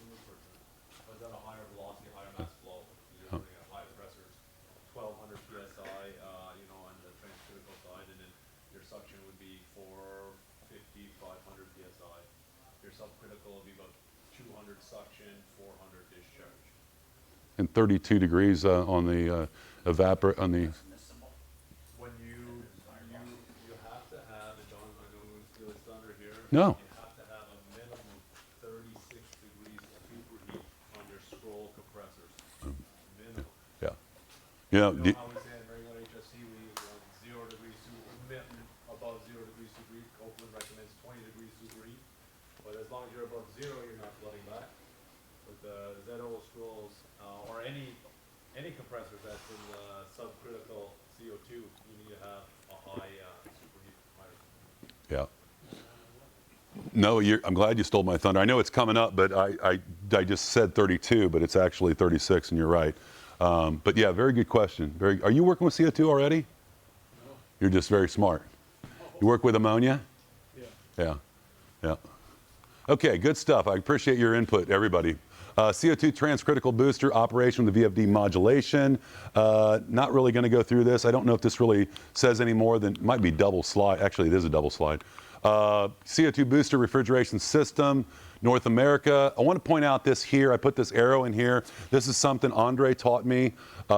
This is what we see in North America mostly right now. We're familiar with a centralized, more in North America. This is what we're seeing more over. We are obviously we're a global company, distributed more in Europe. They've got the controls. Okay, they're not using things like the ECP or the E2. Okay, they have a system control system that these case controllers are sending it back. It's just storing the knowledge of what's going on. Good, bad, or otherwise, I guess, whatever you want to call it. We see more of the North America moving in this direction. People are wanting to get away from this centralized system thing where you can control everything at the case. So just to be aware of that, okay? We see a movement. This isn't our idea. We're not trying to drive it. We just see it out in the field more and more. We're trying to go more and more the way the Europeans have been doing it for some time now. This slide I like. I know you all know the enthalpy charts, but I want to show you this transcritical CO booster system animation. What it's going to do, it's going to walk you through each one of the piping here on the mechanical system, and it's also going to go over here through the enthalpy chart on this side and show you where we're at on that. So let's start. Here we're getting compressed. We're coming up. Okay, you can see what the temperatures and pressures are over here. Okay, the BTUs. We're entering the gas cooler. We are in a transcritical, so it's a gas cooler now. Okay, we're in that supercritical fluid area. Again, above that critical point, coming through, rejecting that heat through our condenser. We're coming to that metering device or that high pressure. We're going to drop down from 3 to 4, our high pressure expansion valve, okay, into our flash tank. There's our flash tank right there. Again, feeding our metering devices. Coming down, again, going into the medium temperature at number 6 over here. Out of the evaporator on the medium evaporators, back to our compressor, okay? Now we're feeding the low temperature evaporator. We drop down, as we know, coming across from our flash tank into our bypass valve from 8 to 9, or 4 to 9, pardon me. Then we go through our bypass valve 10 back to our header, which heads back to our compressors, our medium temperature compressors, pardon me, through our low temperature evaporator, up to our Zoes, our scroll compressors, low temperature scrolls, okay, through the scrolls, and this is what you were talking about earlier, this line here, through our suction header. So we got 3 different suction pressures coming out from the low temperature, again, from the medium temperature evaporator, and also our bypass valve entering our compressors, dividing up out of the suction header and going into our MT compressors, our medium temperatures from Copeland, okay? Bring that slide back for me real quick. Yeah, absolutely. Sorry about that. Yeah, great idea. All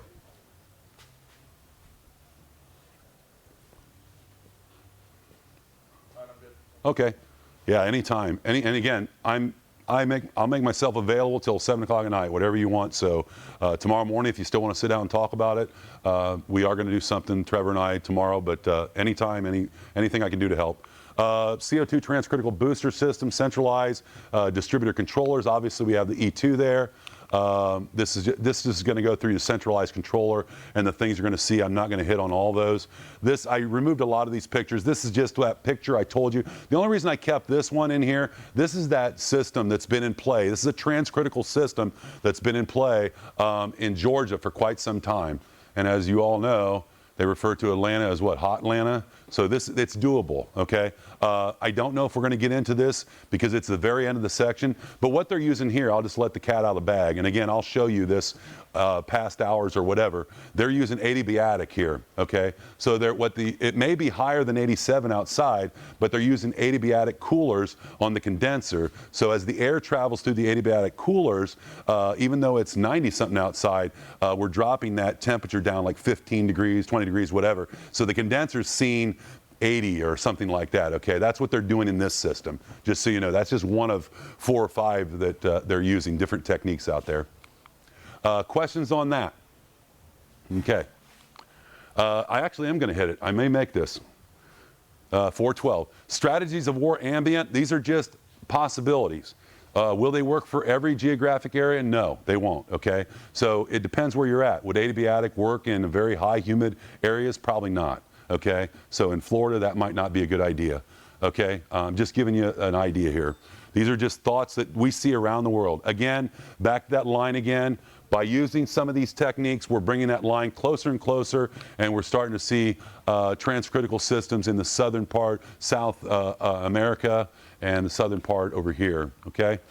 Some of the possibilities, there's 4 ways of improving efficiencies in warm ambient regions. I wrote opportunity up there. We're going to talk about parallel compression, spray nozzles, evaporator, or adiabatic gas coolers, as we just talked about, kind of like a swamp cooler or a residential humidifier. Really is a good way. It's like a pad right here, if you can see it.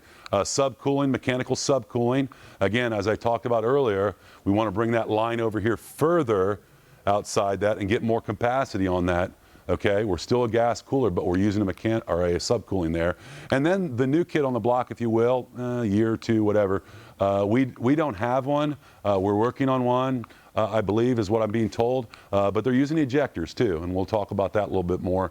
And actually, Trevor's is a little bit more of an expert than I am on that, and maybe he'll come up and talk about that. Parallel compression, let's talk about that first. Okay, so what we're doing here is the parallel compression. CO2 transcritical booster parallel compression. What we're doing here is we've got one smaller compressor here. We're taking this out, we're trimming some of that off at the flash tank as we're coming through, removing some of that heat, okay, putting it back into the compressor. It's running at a much, much higher compression ratio, making it more efficient there. Okay, so they're trimming it back, and this sees more subcooling there and starts to read it differently. By raising the suction pressure 1 psi, you gain 2% efficiency. I think anybody that's been into any of our classes, that's something the guys always pound their head. Flash gas is compressed by a different compressor at higher pressures. Higher gas density of CO2 results in smaller compressor replacement. We're seeing 8 to 10% higher annualized efficiency. Remember, this isn't a quick savings over a 1 minute, 1 day. It's over an annual savings. And if you go to, I'm not going to drop names on stores, but if you think of some of the big stores that have 1 on every corner or maybe 3 in every city, and I know you know of them, and you multiply that by hundreds of stores, it's a huge saving when you're paying the bills at the end of the year. Okay, higher annualized efficiency, smaller gas cooler. Bypass valve remains to manage low load and low condensing issues. Okay. CO2 transcritical booster system with parallel compression. Again, just another snapshot right here, entering our compressors. Suction manifold, anything I want to say on there? Okay, here's the one I want to show you right here. So with this application at 23 degrees, as we remove the subcooler, we've got 23 degrees Fahrenheit. We're getting 161,000 BTUs of capacity. We raise that to 43, we're getting 236 BTUs of capacity. So over here we have the CO2, okay, with the pressure at 578, the intermediate. Our suction pressure is at 427, our suction manifold, what it's seeing right there. So again, the high pressure going into that, a much smaller compressor, and again, it's downsizing the parallel compressor is all they're doing there. Again, Does it fit for everybody? No, but it's a lot of things we're seeing out there that's opportunity to be able to make it work. Again, we're only talking about if you're in a transcritical situation, okay? And you'd be surprised how many cities that you think are hot, are hot. We think of Atlanta as hot, but we have some software that's free to you that's called PSS, and it's a product, help me out, Trevor. PSS, a product, there you go. And you punch that in and you can put in the or the working hours of your mechanical system. And when you add some of these things and compare it to like Toronto, just like adiabatic coolers, you can bring your transcritical hours from 2,000 to like 9, okay? And you'd be surprised. Because you don't realize how many hours you're below 87.8, even in hot areas of our country, when we're talking about night, in the evenings, fall, winter, those kind of things. You'd be surprised. So that's there on this, and this is just showing you again another subcooler here, just mechanical subcooling. So how many people work around braze plate heat exchangers now in subcooling, mechanical subcooling? If you don't, it's very common, and this is just what they're doing with CO2, basically what we're already doing in refrigeration systems now. You're trimming the heat out of one, and you're giving more subcooling to the other, okay? The vapor's picking up the heat, which raises your capacity in your compressor. Adiabatic gas cooler, again, this is the one we're using in Georgia at that store. Again, I use the description of like you can use the description of like a residential humidifier. Again, these water panels here, you're cooling that down, the air's coming in. It can be cooled anywhere from 15 to 20 degrees. Air passes through here, our dry bulb temperature, the condenser sees a lower temperature and it believes that that's what it is outside. The gas cooler then returns back into the condenser. These systems utilize a mesh suspended in front of the coil face. Nozzle is directed towards the mesh, water is sprayed. The adiabatic cooling relies on difference between ambient air dry bulb temperature and the wet bulb temperature. About a 2-degree nominal of wet bulb is what we're seeing, okay? But that's what we're doing. This one's very, very common, and I can't think of the company that makes these systems. What is the name of that one company that makes these complete packages? I don't think I have a picture of this one. I have a video too if you want to see it showing the system. So here's that software I was telling you about. Again, this is free to you. It's called PSS. You can find it on our OPI, and there's a lot of things on there, CoreSense and what have you. It's all free to download. But this is just an example of what that software will do for you. On the right-hand side is Toronto. On the left-hand side is obviously Atlanta. This is an adiabatic system. You punch the numbers in, everything you need to know, the minimum temperature, the maximum temperature. And over here, I'm just going to cut to the chase. Without the adiabatic, we're looking, I said 2,000 earlier, it's actually 1,020 hours a year with standing gas cooler, okay, in the normal operation, normal hours, 8,760 hours, which obviously is a year. When we add adiabatic, we went from 1,020 hours a year to 9 hours annually with the adiabatic gas cooler. So you can see how that trimmed it back. So in comparison, you're looking at over here, all right, what you're talking about to Toronto. So in comparison to a place like Atlanta to Toronto, I think that's pretty impressive. And these numbers this isn't smoke and mirror, this isn't snake oil, this is software. You can put anything in there you want to.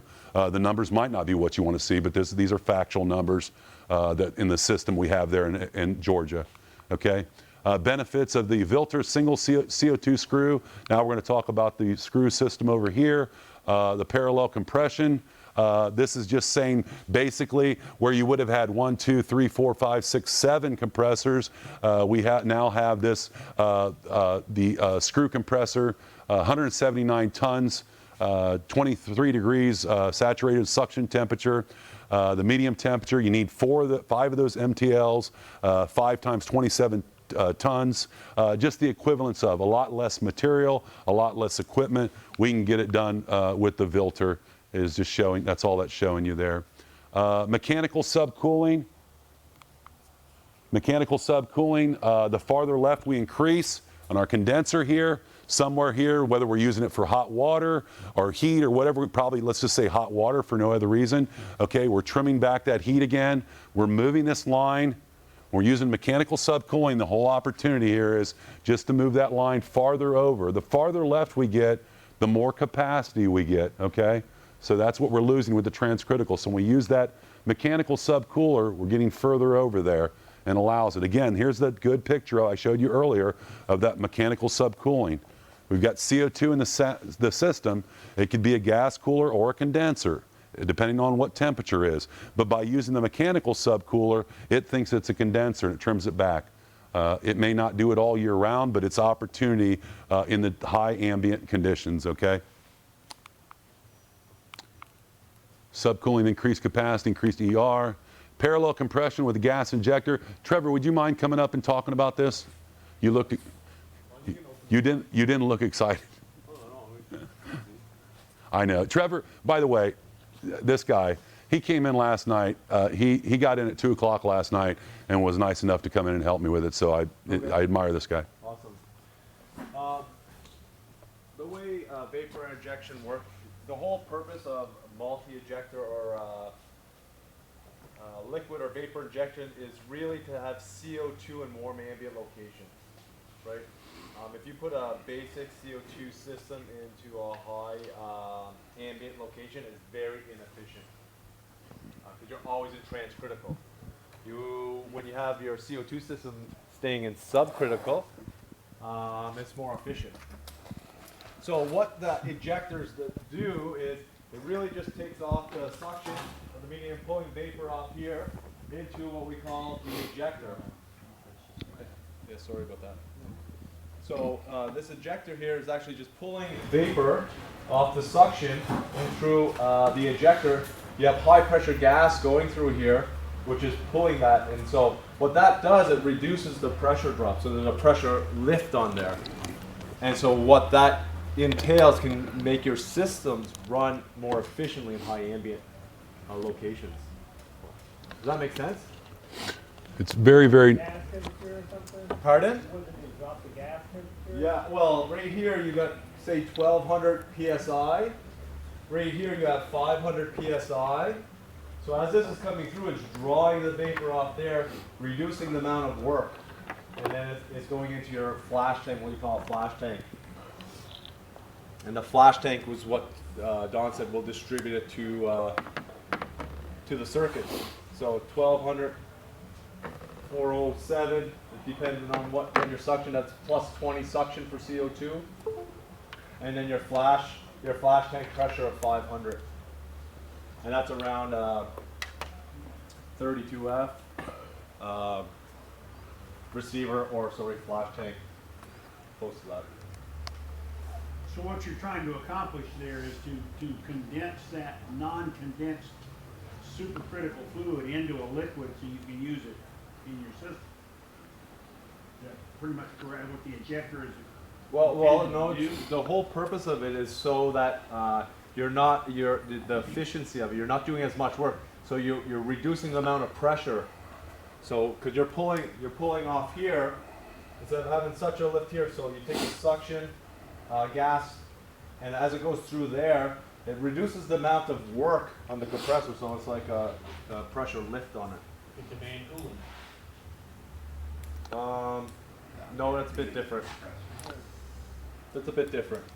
So really what it does, liquid in the suction. So this is the liquid ejector. So I haven't seen any of these work before, but the whole purpose of this is to potentially have flooded evaporators.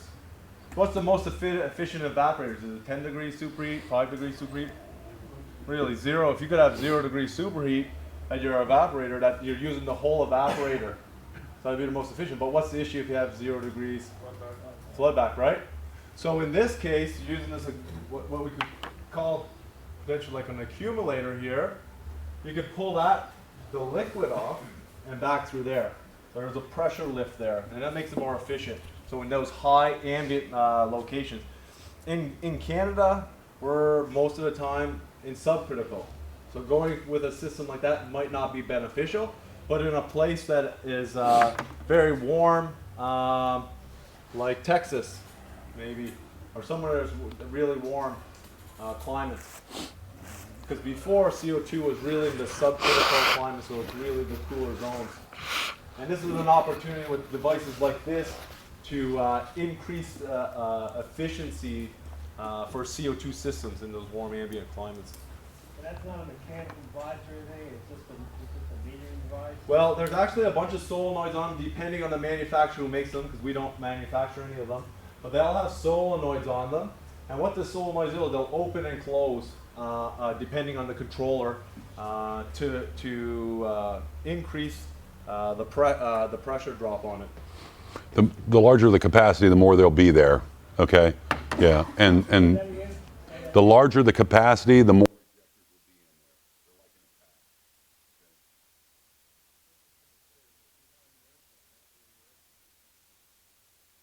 Yep, yeah, similar type of technology. That's so, just this is an integrated system. I'll let you go ahead, Don. basically, this is just bringing everything to a head. Thanks, Trevor, for doing that. I appreciate that. So this is just bringing everything to a head to show you vapor, liquid ejectors, AC, PC, subcooling, and all the other things, okay, that we talked about there.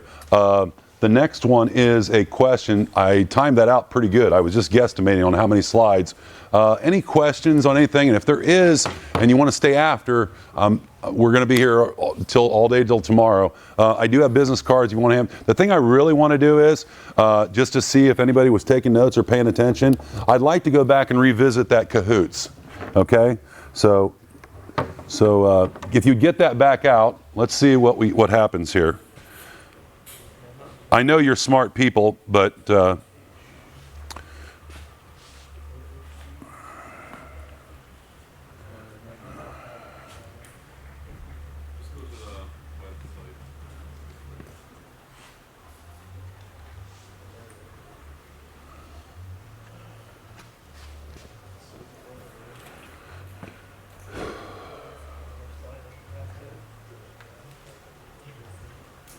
again, sign as a contractor, I believe it is. What was the number? It's right here. 560521. Okay.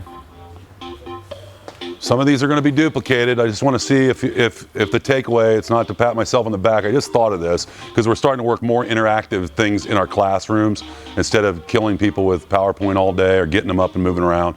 The teardown or hands-on classes are by far the most exciting and interesting classes we have. So this is just another way of getting people involved. Don't say anything dirty up here. We're filming this. Don't get me in trouble. This is what I thought was a good idea went south. Okay. Let me see. We got 2, 4, 5, 6. CO2 is cold. So you did learn something.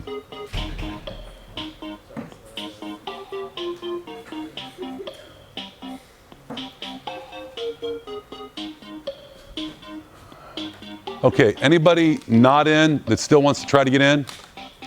Okay, here we go, gang. This one's going to be 10 questions. I'm going to go very quick. Are you ready? I'm going to read them out to you because it's probably hard to see back there. 1 of 10. The triple point pressure of CO2. Bang.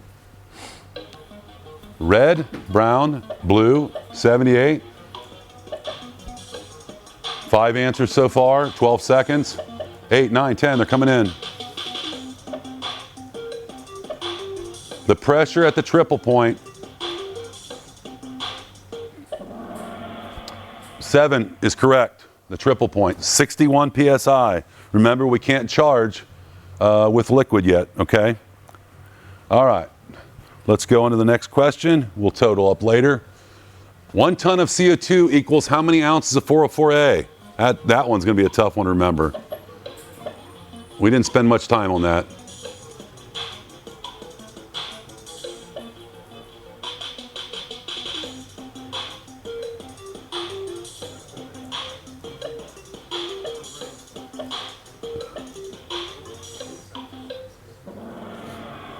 Okay, the answer was, everybody was listening pretty much, was green. It was 8 ounces equals, 8 ounces of 404A is the equivalent of 1 ton of CO2.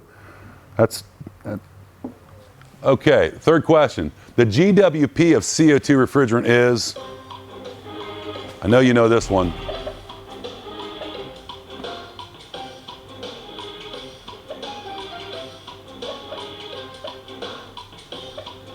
8 seconds. I think we got everybody in now.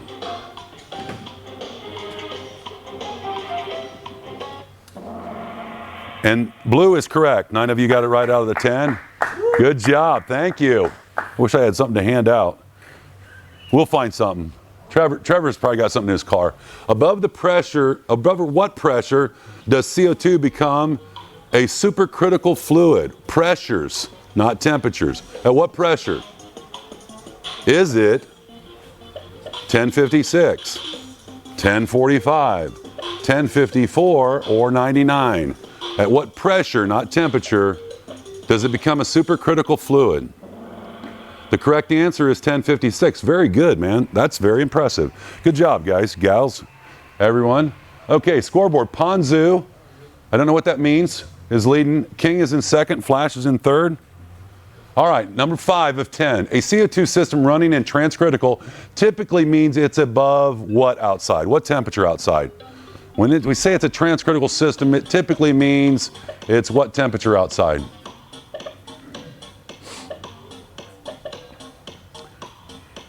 Need one more. There it is. 5 seconds.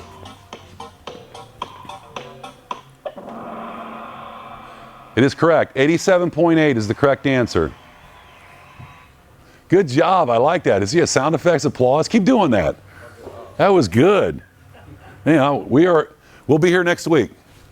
The temperature of CO2 at a standard atmospheric pressure. What's the temperature at standard atmospheric pressure?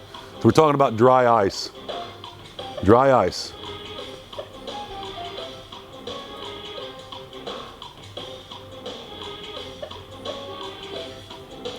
Very, very cold. I think all of those are very, very cold. They are very cold. I tried to keep them close. See how tricky I was trying to be? Minus 109.3. Very good. Kind of a tough one. They are very cold. I just read that second. Okay, with CO2 at 5,000 parts per million in the air, you would only have a maximum of what? A maximum of how many hours exposure limit?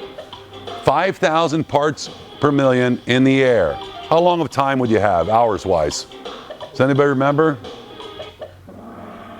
Wow, very good. 6 of you. You would have 8 hours at 5,000 parts per million. Very good. All right, where are we at? 8 of 10, very good. CO2 has a relative vapor density versus air at a what? Remember the demo that Trevor did here? The weight versus air as what?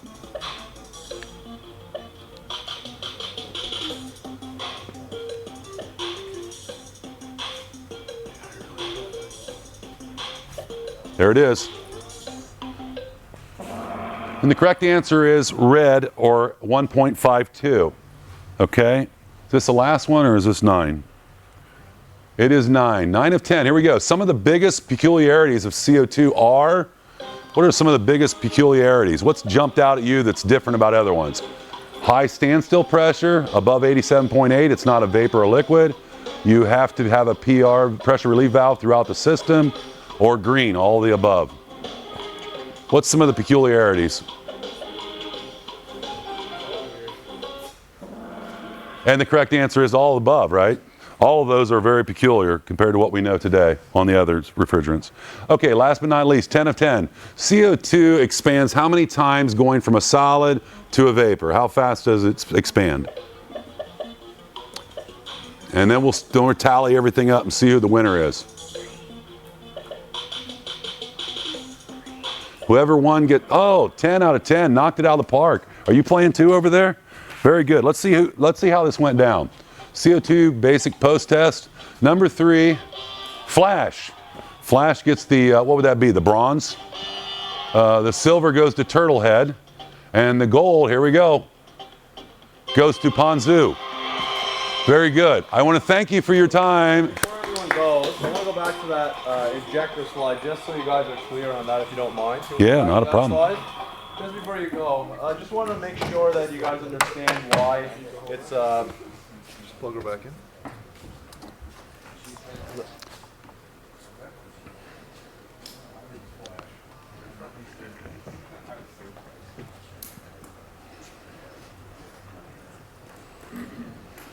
Did you misspeak?